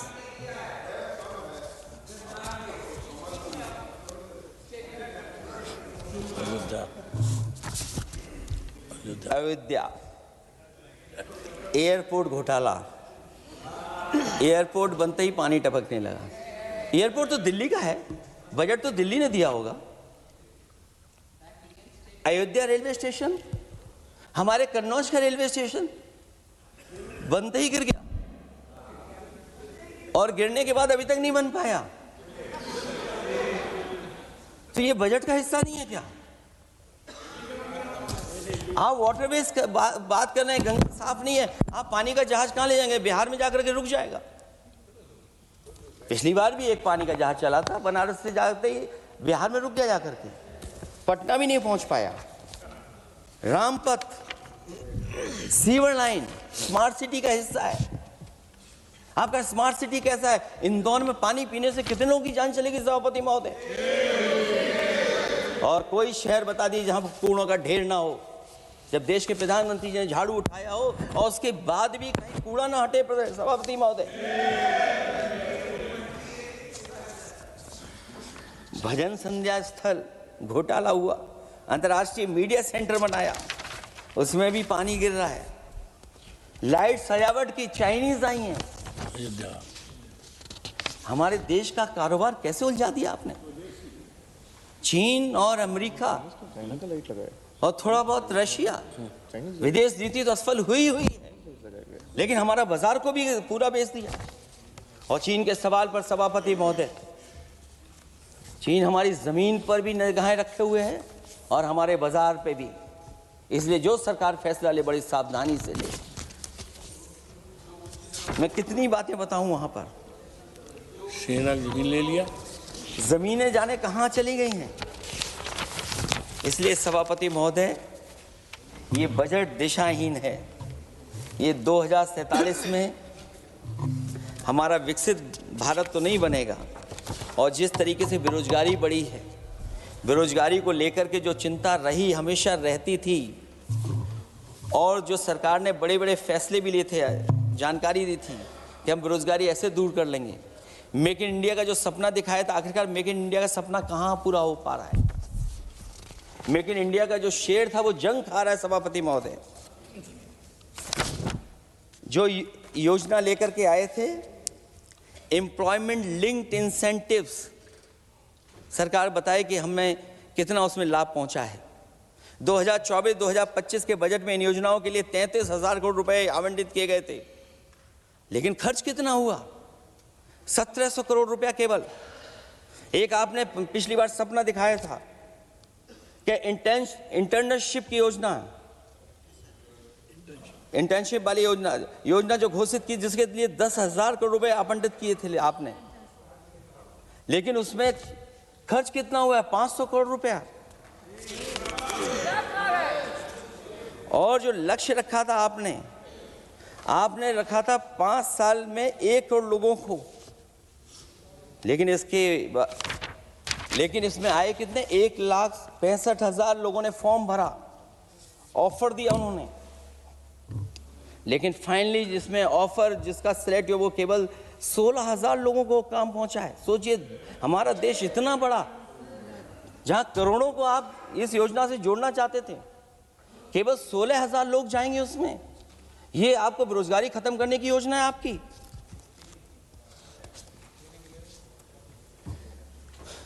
माननीय वित्त मंत्री जी के सदन के सामने स्थिति स्पष्ट करनी चाहिए कि मनरेगा एक महत्वपूर्ण योजना थी, जिसमें गरीबों को ग्राम स्तर पर रोजगार मिलता था, राइट टू वर्क के अनुसार थी। इस योजना को समाप्त करते हुए आपने क्या नाम रखा है? बीबी राम जी। और हमारे राम जी कहाँ बैठे हैं? कहाँ है हमारे राम जी? पीछे बैठे, जिन्हें बचपन से हम देखते आए राम जी।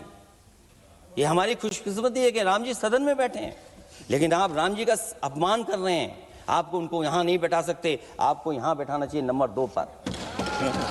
अगर आप सच्चे मायने में सभापति महोदय, बीपी राम जी, आप कृपया, देखिए वित्त मंत्री राम जी को नहीं जानती हैं।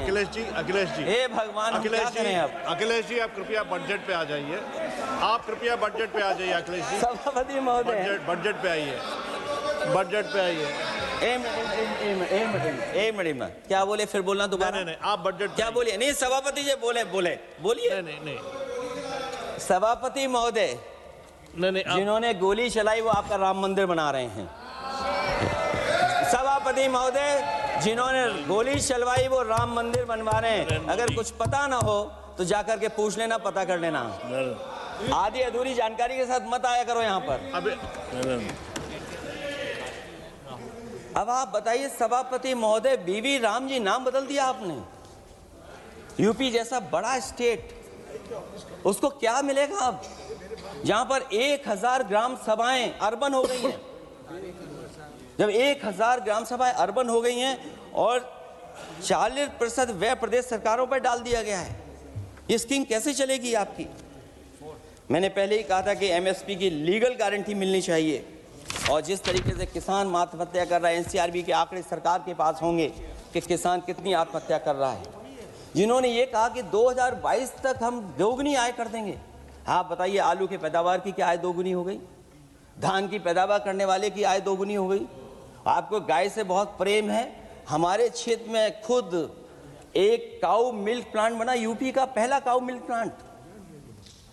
आपकी सरकार ने उसको बंद कर दिया। आप कहते गाय की सेवा करो, लेकिन पहला यूपी का काऊ मिल्क प्लांट वो आपसे बंद हो गया। अगर शायद हम ऊंट के मिल्क की चॉकलेट बना रहे होते उस प्लांट से, तो वो प्लांट चलता रहता। आय दोगुनी कितनी हुई है बताएं सरकार? मत्स्य पालन और पशुधन विकास की तरफ सरकार का कोई ध्यान नहीं है। सरकार का कहना है कि वित्त अच्छी हुई है, लेकिन क्या कारण है कि एफडीआई में लगातार कमी आ रही है? विदेशी इन्वेस्टर्स क्यों बाहर ले जा रहे हैं? भारत में इन्वेस्ट करने के लिए क्यों नहीं इच्छुक हैं? और शेयर मार्केट क्यों इतनी जल्दी गिर जाता है? रुपए के मूल्य में डॉलर के विरुद्ध निरंतर गिरावट आ रही है। और इसके बाद सभापति महोदय, इस डील और ढील के बाद हमारा रुपया कहां होगा, ये सरकार जरूर बताए हमें। मैन्युफैक्चरिंग में कोई सुधार नहीं हो रहा है। अभी भी हम जीडीपी के 15% पर मैन्युफैक्चरिंग पर निर्भर हैं, जबकि मैन्युफैक्चरिंग के शेयर मेक इंडिया के अनुसार अभी तक 25% होना चाहिए था। इससे स्पष्ट लगता है कि मेक इन इंडिया, आत्मनिर्भर भारत और पीएलआई योजना सफल नहीं हो पाई हैं, और उसी का परिणाम है कि आज हमारे नौजवानों को रोजगार और नौकरी नहीं मिल पा रही है। सरकार उद्योगपतियों के साथ खड़ी है। सरकार द्वारा लेबर कोड्स लाए गए हैं, जिन लेबर रिफॉर्म्स के रूप में दर्शाया जा रहा है वो लेबर कोड एम्प्लॉयर के हित में है, लेबर के पक्ष में नहीं है और मजदूरों के नहीं है। अब अधिकांश उद्योगों द्वारा लेबर को कोई भी नौकरी से निकाला जा सकता है। इतना तानाशाही होगी कि जब चाहेंगे तब निकाल देंगे। उनके 8 घंटे से अधिक काम कराया जा सकता है। परमानेंट एम्प्लॉयमेंट की बजाय कॉन्ट्रैक्चुअल एम्प्लॉयमेंट की व्यवस्था की है सरकार ने। सोचिए, यही सरकार है कि सबका साथ सबका विकास। एयर पॉल्यूशन को लेकर के मैं पहले ही कह चुका हूँ, और शहरी विकास तो इनका मैंने क्योटो को मैं देखा है, इसलिए उस क्योटो के बारे में मैं ज़्यादा नहीं कहना चाहता हूँ। अंत में मैं इतना ही कहूँगा कि स्वास्थ्य और शिक्षा के केवल 10% और 14.2% बजट बढ़ाया गया है, जबकि पिछले वर्ष का पूरा बजट इन दोनों मदों में खर्च ही नहीं किया गया है। आखिरकार सरकार बताएगी खर्च क्यों नहीं हुआ, आखिर क्या कारण है, किसकी वजह से खर्च नहीं हुआ है? जल जीवन मिशन में 50,000 करोड़ रुपए खर्च नहीं हो पाए हैं, और प्रधानमंत्री आवास योजना में 40,000 करोड़ रुपए, और हमारे देश के प्रधानमंत्री ने गांव गोद लिया था। वो लगता है उस गांव को अनाथ छोड़ दिया है प्रधानमंत्री जी ने। वो गांव ही अनाथ छोड़ दिया है। आरबीआई के डेटा के अनुसार इनकम में जो नीचे 80% हैं, उनकी इनकम का शेयर 36% से घट करके 32% हो गया है, और हर वर्ष में रियल वेजेस 2% कम हो रही हैं। आखिरकार इसका कारण क्या है? मुझे उम्मीद है सरकार बताएगी कि इसका कारण क्या है कि जिसकी वजह से लगातार गिरावट होती जा रही है। मैं रैंकिंग में नहीं जाना चाहता हूं कि हमारी रैंकिंग कहां है, गैर बराबरी की रैंकिंग में हम कहां पहुंच गए हैं, हम कितना नीचे पहुंच गए हैं। जो तरह तरह की रैंकिंग समय समय पर आती हैं, उन रैंकिंग के बारे में सरकार को ज़रूर पता होगा कि हम एजुकेशन इंडेक्स में कहाँ हैं दुनिया में, हम हेल्थ इंडेक्स में कहाँ हैं दुनिया में, और जो एयर क्वालिटी के इंडेक्स है उसमें हम दुनिया में कहाँ हैं। इसलिए सभापति महोदय, मैं अंत में इतना ही कहना चाहता हूँ कि ये बजट दिशाहीन है। 2047 तक विकसित भारत तो नहीं बनेगा, लेकिन हमारे गरीबों के साथ बहुत अन्याय होगा। जिस तरह एआई पे बात की गई है, एआई अगर अच्छाई और भलाई के लिए हो तो अच्छी बात है, लेकिन पता नहीं भारतीय जनता पार्टी पे कितना रिसोर्सेज हैं कि एआई और जितना भी हमारा वो है जो बजट है, वो सबसे ज़्यादा खर्च वो करते हैं दूसरों को बदनाम करने के लिए। इसलिए इन्हीं शब्दों के साथ मैं सभापति महोदय का धन्यवाद देता हूँ। मैं उम्मीद करता हूँ कि सरकार इस बजट को गरीबों की तरफ मोड़ेगी, पीडीए के लोगों की तरफ मोड़ेगी, जिससे वो भी मुख्य धारा में खड़े हो सकें। बहुत बहुत धन्यवाद। माननीय सदस्यगण, अभी हम केंद्रीय बजट पर सामान्य चर्चा में हैं। अगला माननीय speaker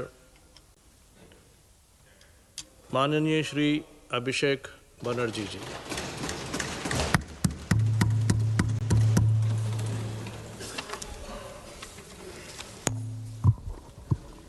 Thank you, sir, for giving me the opportunity to speak on the general budget.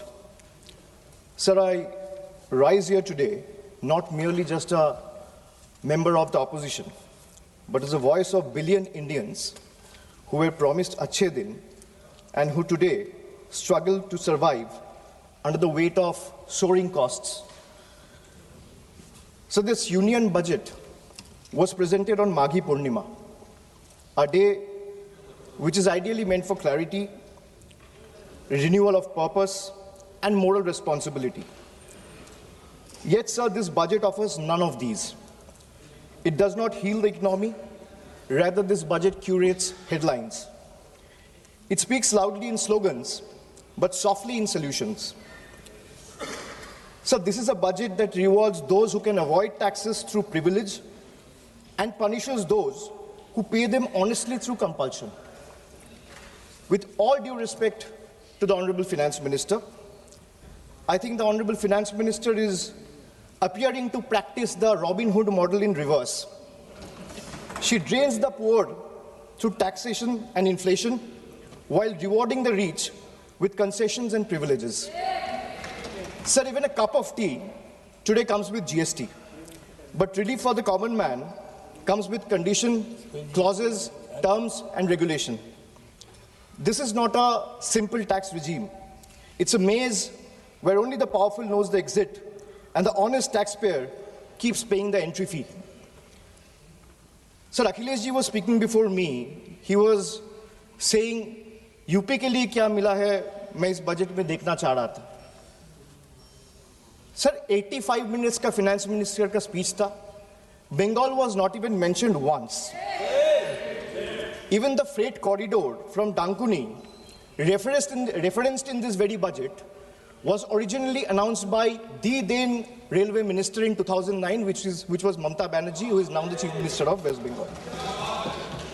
The constitution promises equality among states, but this government practices preference. Allies are funded while opponents are starved. So this is not a model of cooperative federalism. This is a model of subscription-based federalism. So the budget and the manner in which the government chooses to function forces us to confront a truth that we as citizens have been avoiding for too long. So in November 2021, on a stage thousands of miles away at the Kennedy Center, Veer Das, a young stand-up comedian from India, spoke of two Indias. Many laughed, some were offended, few paused to listen. But what he offered was not comedy. It was a warning, a prophecy, a mirror held up to a nation standing at the edge of its own contradictions. Because I too, sir, come from two India. And I come from an India which proclaims Ek Bharat, Shresth Bharat. And I also come from an India where mother tongue becomes a marker of suspicion, where speaking Bengali makes you a Bangladeshi and eating fish makes you a Mughal. Sir, I come from a part of India that gave birth to revolutionaries and wrote courage in blood. And I also represent an India where saying Joy Bangla or singing Amar Sonar Bangla is enough to strip you and brand you a labeled Ghuspetia. Sir, I come from an India that thunders Sabka Saath, Sabka Vikas from every podium. And I come from an India where West Bengal's rightful dues to the tune of 1,96,000 crores are frozen in cold bureaucratic silence. Sir, what is withheld is not just money. What is withheld is dignity. What is withheld is constitutional promise that every Indian, every state stands equal before the union. This is not governance or federalism, sir. This is a message that you stand in line or you'll be made to pay the price. And that is the tragedy of our time. India has two faces, but that one India is being asked to kneel before the other is the truth that we all are facing today. Sir, I come from an India where the finance minister proudly declares with absolute confidence that India is the fastest growing economy in the world. And I come from another India where Bengal, after contributing 6.5 lakh crores in taxes in just last 7 years, is systematically denied its rightful share. So despite repeated requests and appeals, we have been denied employment under Manrega, housing under PM Awas Yojana, road connectivity under Gram Sadak Yojana, even basic drinking water under Jal Jeevan Mission is being stopped. Sir, I come from an India that boasts of maximum governance, minimum government. And I also come from an India where governance means abandonment, where the poorest are forced to fight for roti kapra makan, where wages are held hostage, where houses are sanctioned on paper but erased in practice, where even drinking water becomes a bargaining chip in a political vendetta. I come from an India where farmers are stopped at the national capital with nail embedded in the roads with concrete barricades. And I also come from an India where terrorists can enter the national capital and carry out blasts killing 15 innocent people. I come from an India where we are told, and I quote, India's borders are safe and they cannot be violated. A promise that is made from the highest office. And I also come from an India where that promise lies in ruins. Terrorists crosses our border, infiltrated heavily guarded militarized zones like Pahalgam, and gunned down 26 innocent civilians under broad daylight. And Honorable Sir, all of these, the abandonment, the broken promises, the selective cruelty, it's not random, it's not accidental. It flows from a single, unmistakable principle of this budget. So this budget is built on a single unmistakable principle, that is triple, teen.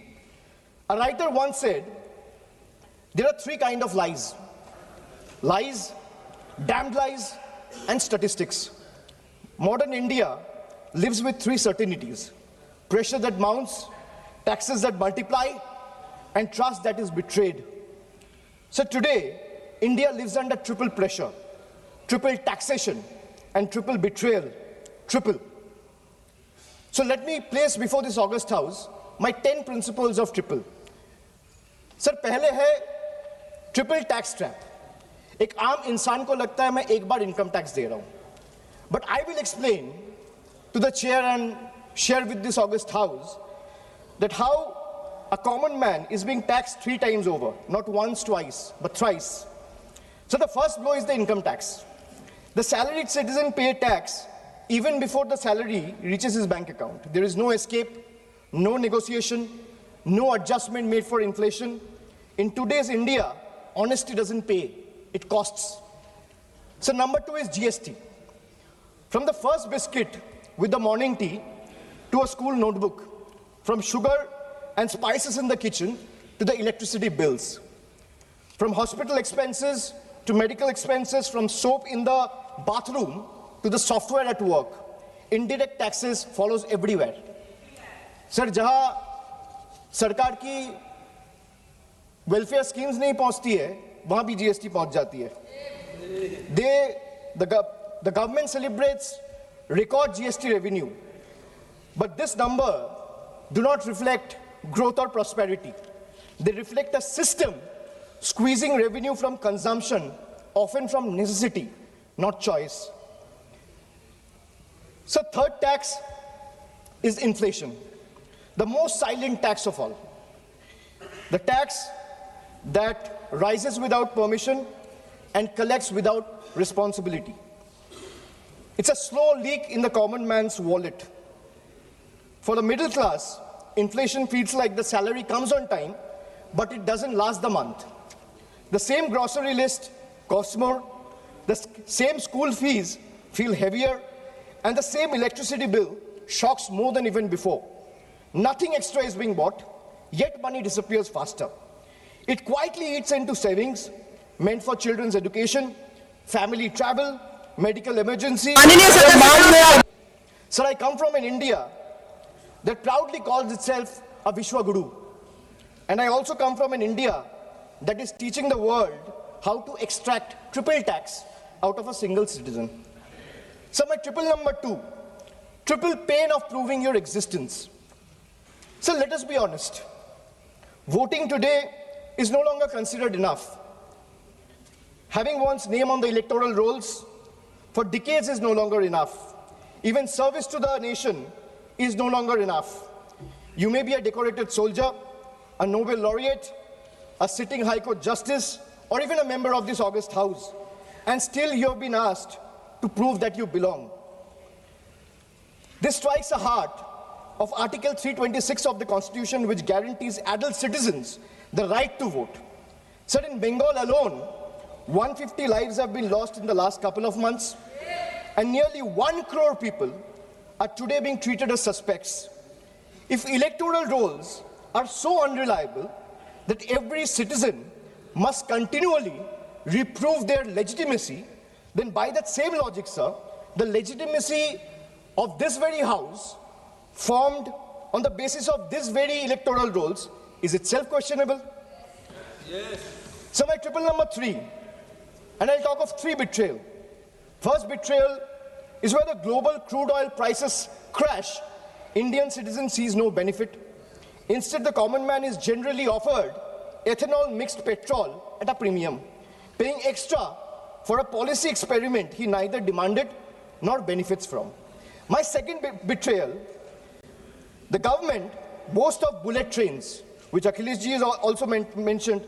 While fancy trains make the headlines, only 4% of the network is safeguarded with Kavach, leaving ordinary travelers exposed to risk.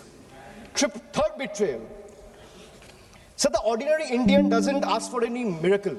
They ask for clean air to breathe, clean water to drink, safe roads to return home, and affordable health care while life falters.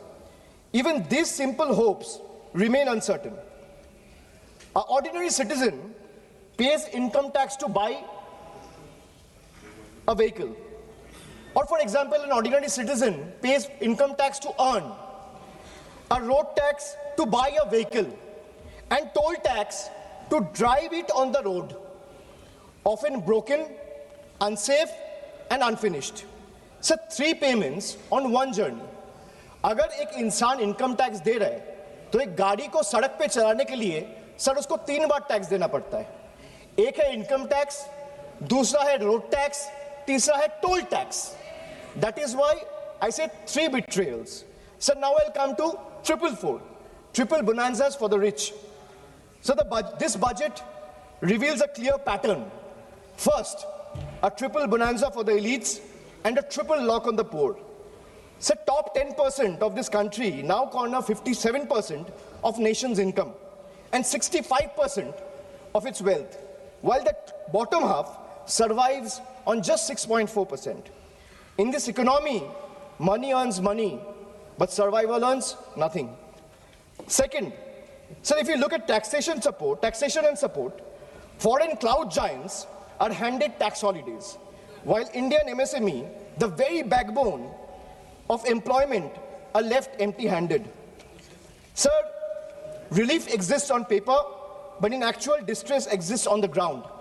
Third, corporate India gets red carpet, easier property rules, wider equity access for NRIs and massive infrastructure promises, but the result of these government policies is not competition, it is concentration.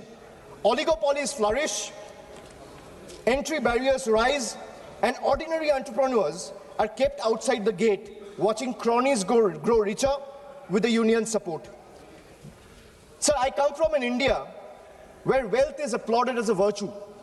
And I also come from an India where survival itself is treated as ambition. I come from an India where policy quietly opens the gates for the powerful.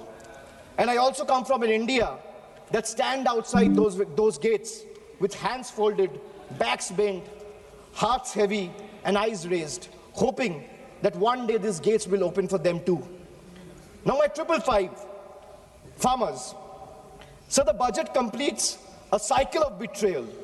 Every day, nearly 30 farmers dies by suicide. Not because they failed, but because policy failed them. 5 years after the historic farmers' movement, which saw 700 lives lost, the union government has still refused to legalize MSP. Promises were made at protest sites, assurances were echoed in parliament, but delivery never followed. And now, adding salt to the injury, the government has now announced a trade deal with the United States that will open Indian markets to heavily subsidized American farm produce. The deal may benefit American farmers, but it will depress prices, destroy competitiveness, and further marginalize Indian farmers who struggle without MSP protection. So this is not a trade policy. This is an abandonment of our Annadata. Sir, I have a tweet right in front of me, which I want to show or place before you. Sir, Secretary Brooke Rollins, who is the Agricultural Secretary of the United States, she said, and this is 5 days back, on the day when the trade deal was announced, she's clearly saying, new US-India deal will export more American farm products to India's massive market. In 2024, America's agricultural trade deficit with India was 1.3 billion.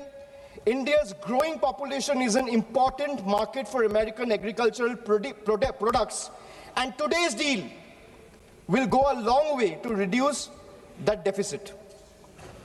So this is not my tweet. She clearly says, thank you, President of the United States, for once again delivering for our American farmers. If the government doesn't agree with a tweet, so where is the disapproval letter, or where is the communication that the government has sent in protest to the tweet that has been sent out 5 days back? Sir, America का agriculture secretary कह रहा है इस deal से America का किसानों का फायदा है, इसीलिए हम अमेरिका का सभापति का धन्यवाद करता है. And the Indian government or the union has not written a line in protest of what the agriculture secretary has tweeted. So now I come to youth. So the much publicized PM internship scheme was allocated over 10,800 crores. Less than 5% of the amount has been utilized. Similarly, the PM Young Achiever Scholarship, which was meant to uplift the talented students from marginalized backgrounds, saw 31% of its fund go unused in financial year 25-26.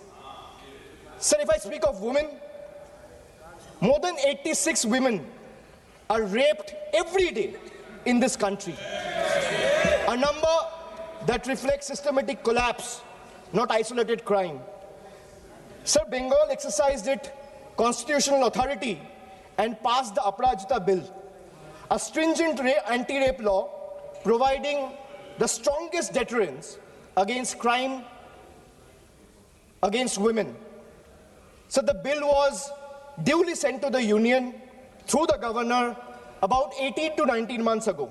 For a year and a half, it has remained pending without any decision. So when a democratically passed law maintained to strengthen protection is left in a limbo, it expresses a lack of intent. This reminds me that I come from an India that promises to double farmers' income. And I come from an India where 1,11,174 farmers and agricultural laborers, brothers and sisters, have been forced to commit suicide. I come from an India which launched Beti Bachao, Beti Padhao, and I come from another India where every 16 minutes a rape or a crime against women is being reported. So now I come to 3 cracks in the Constitution. Number 1, it's a hatred has now been normalized. It has moved from margin to the mainstream. Sir, if I talk about cases registered for promoting enmity between religious and social groups, the number of cases has doubled between 2021 and 2023. And this rise didn't happen in silence. It happened alongside political speeches, public rallies, and calculated dog whistles. When hate goes unpunished, it spreads. When it spreads, minorities pay the price. Second, hate is no longer whispered. It has become a broadcast. So our country has documented more than 1,300 hate speeches in a single year. When such volume of hate fills public space, the government refuses to act decisively, swiftly, then the message is clear, sir. Intimidation is tolerated and silence is the union's policy. Third, sir, the education empowerment scheme under the Ministry of Minority Affairs has just used 8% of its total funds, while the 35% of the ministry's allocation, 27% under tribal affairs, and 28% under scheduled tribes remain unutilized. Sir, even schemes like or scholarship like Maulana Azad National Fellowship, Pre-Matric Scholarship, and Paro Pradesh have been hollowed out. So now I come to 777, which is the triple power grab. Over the last decade, the government has treated institutions as the government's own personal property. So the parliament is silenced, debates are curtailed, scrutiny is abundant, and even the deputy speaker's post is kept vacant because dissent is inconvenient. Sir, investigating agencies no longer investigate, they intimidate, chasing the opposition with raids and arrests. While convictions become negligible, as independent institutions weaken, public institutions are put on the auction block. Air India, BPCL, the shipping corporation, built by generation with public money, are being sold like distressed assets, hastily, without any sort of accountability. So this is described as reform, but it is actually a managed handover. When institutions are bent to serve power and national assets are reduced to headlines and handover, the constitution is not broken in protest, it's torn apart. Sir, I come from an India where the Honorable Prime Minister says, na khaunga, na khane dunga. And I also come from an India where questioning the washing machine that gave reprieve to 23 of the 25 leaders who joined the BJP makes you the most corrupt one. So now I come to triple jumla on finances. Agriculture. So the budget waxes eloquent about coconut, cocoa, cashew, sandalwood, fisheries, and AI advisories, but remains silent on MSP assurances, procurement expansion. There is no price stabilization fund, no diesel support, no fertilizer relief, and no electrical subsidy. This is diversification without security, and it leaves the majority of Indian farmers, trapped in distress. Sir, even the PM Kisan scheme has been stuck at 6,000 rupees since December 2018. Despite soaring input costs and record diesel prices, sir, in actual, if we see, real terms, farmers are earning less each year. A rupee in 2018 is not a rupee in 2026. Sir, if I speak of healthcare, the government spends less than 0.26% of the GDP. And they might have questions on my source of information. If the need be, I will place all the sources before the table by 8 p.m. tonight. The government spends 0.26% of GDP on public health even today. The national health policy promised 2.5% of GDP. What we get instead is postponement, excuses, and under-allocation. In a country where illness is still the fastest road to poverty, this budget chooses flyover over first aid, optics over oxygen, and announcement over actual care.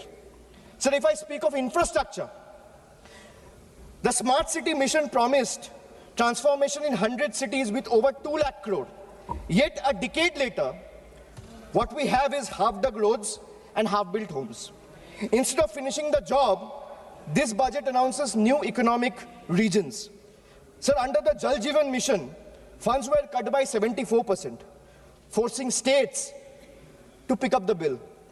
In higher education, 55,000 crore is spent on management, but 2.68 crore on infrastructure, not even enough to build a world-class lab. So now I come to my 999, the triple truth trap. And what I mean by truth is, the accountability on the government, sir, primarily rests on three pillars. One is the RTI Act. But when I speak of transparency, it diluted the RTI Act by expanding personal information as a ground for refusal. Sir, if you speak of PM Cares, the PMO claims it lies outside the purview of RTI because it's a private fund. A fund that is created by public authority in a public office with the money of the people is being claimed as a private fund. There's no accountability. Sir, NFHS and NCRB data has been frozen because welfare still runs on Census 2011. Sir, if I am to summarize the budget from the perspective of three stalwarts, B.R. Ambedkar warned us. What is the moral verdict of the budget? If we were to look at it from the perspective of Dr. Ambedkar, Gandhiji, or Swami Vivekananda, Dr. Ambedkar warned us that democracy is not just institutions. It is a constitutional morality. Gandhiji taught us economics divorced from ethics is violence.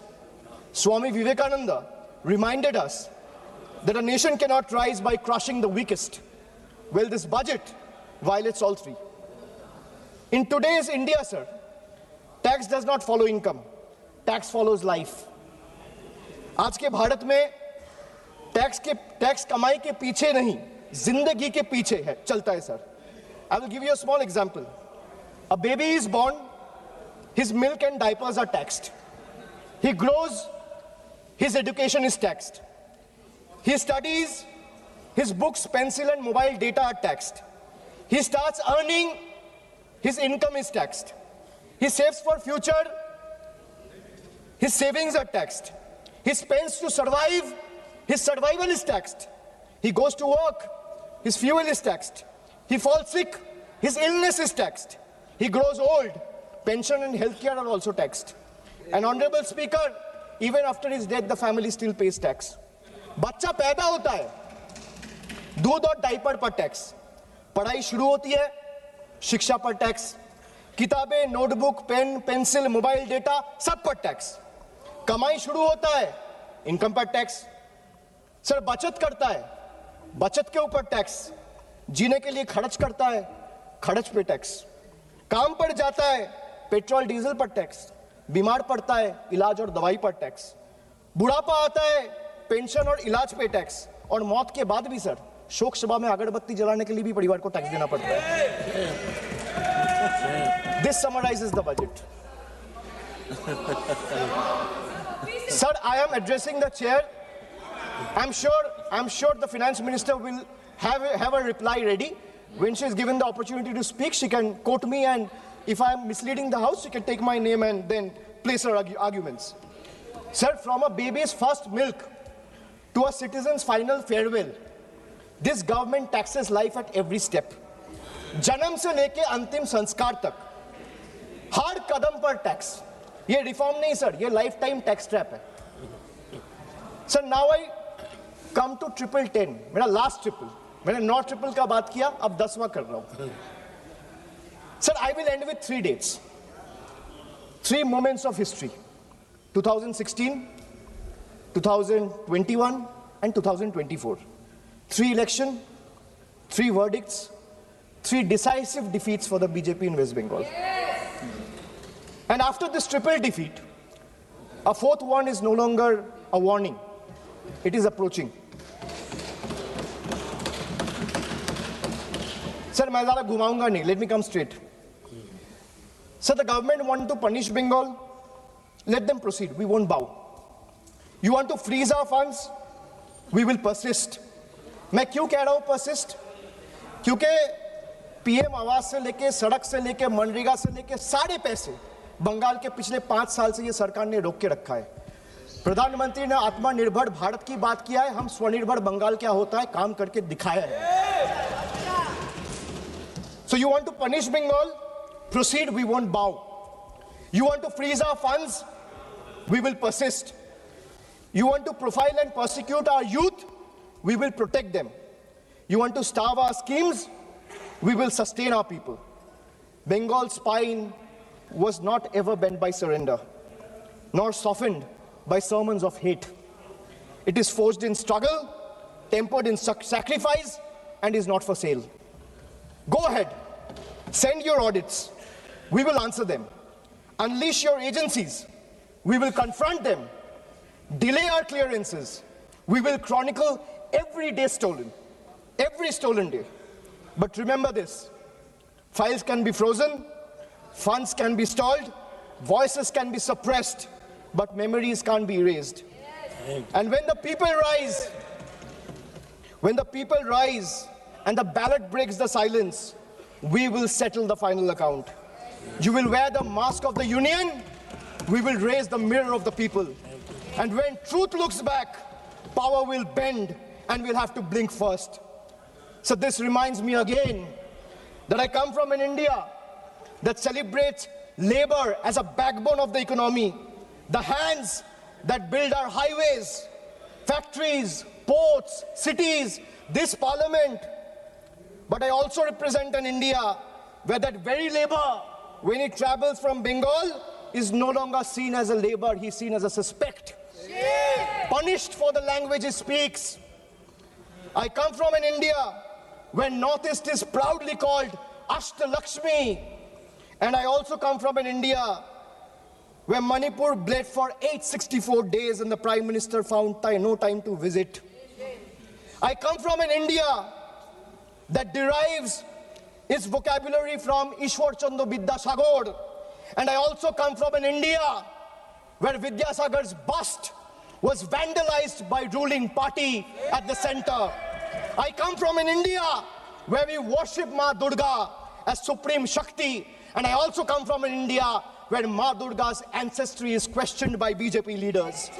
Sir, I really come from two India. And honestly, I'm tired of explaining this house which India I belong to. Because the truth are, they both exist. And until and unless we acknowledge the second one exists, we will never be able to be the first one we claim to be.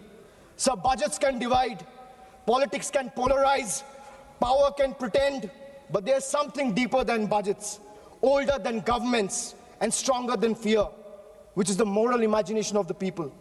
When institutions weaken and language loses its faith, it is our literature, our culture, our shared memory that rises to remind the nation of who it is and who it must never cease to be. So I finally return to the Constitution. When you open the Constitution, it opens with the words, "We, the people of India." It's not a ceremonial phrase. It's a declaration of sovereignty. It's a reminder that power flows upward from the people, not the other way down. That governments may rule, but people remain the supreme. That sentence is not meant to be recited, it is meant to be lived. And as long as people remember it, no fear can last, no injustice can endure, and no republic can ever truly be taken away. And thus today, I do not end with slogans, I end with conscience, and I end with voice of Bengal. এই মৃত্যু উপত্যকা আমার দেশ না, এই জল্লাদের উল্লাস মঞ্চ আমার দেশ না, এই বিস্তীর্ণ শ্মশান আমার দেশ না, এই রক্তস্নাত কসাইখানা আমার দেশ না। আমি আমার দেশকে ফিরে কেড়ে নেব। জয় হিন্দ, জয় Bangla. Thank you. Next speaker, Sri T.R. Baluji. Honorable Chairman, sir, thank you for giving me this opportunity to discuss on the subject matter of budget estimate 26-27. First of all, I would like to congratulate Madam Nirmala Sitharamanji for having brought the budget estimates for the consecutive 9th time. Next to Mr. Chidambaram, who has also done the same thing in the same parliament. Sir, Finance Minister claims she aims at developed India by 2047. India has programmed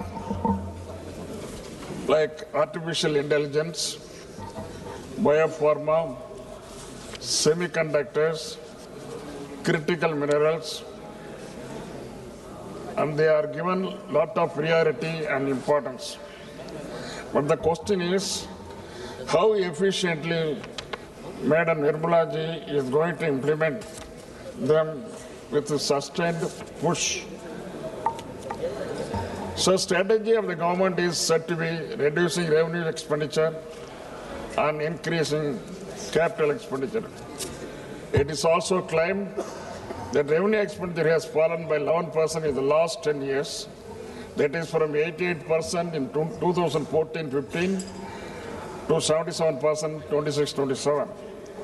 It is also stated that the reduction of the revenue expenditure included 7% of subsidies. But what is the reality? Your usual practice is reduction of subsidies in the budget estimate, and in the next 6 months you come up with additional demands for subsidies through supplementary demands. That is what I have also mentioned in the last supplementary demands in 25-26. Within 6 months, things became haywire. Now at the end of the current fiscal year, you are saying that the revenue receipts shortfall is around 78,086 crores. Decrease in revenue expenditure is 1,05,503 crores. The fall in capital expenditure is 1,44,376 crores. It's a very huge fall. It gives no hope of credibility. Budget 26-27. Expenditure estimated is 53.43 lakhs crores. Expenditure proposed in 25-26 was 50.65 lakhs crores. Now FM is asking 3 lakh crores more in upcoming fiscal year. Usually the government used to announce big schemes in the budget, but even after several months, no progress is the result. Last year, 15th August, Employment Linked Incentive, ELI, scheme was announced, and the incentive to labor and industry to provide additional 3.5 lakhs crores, 5 crores jobs, with the outlay of 99,446 crores was launched, but the scheme has not taken off. Another non-starter is Research and Development Innovation, RDI scheme, announced with the effect from 1/7/25 and was said to be implemented with a corpus of 1 lakh crore, and provision of 20,000 crores was made in 25-26 budget. But no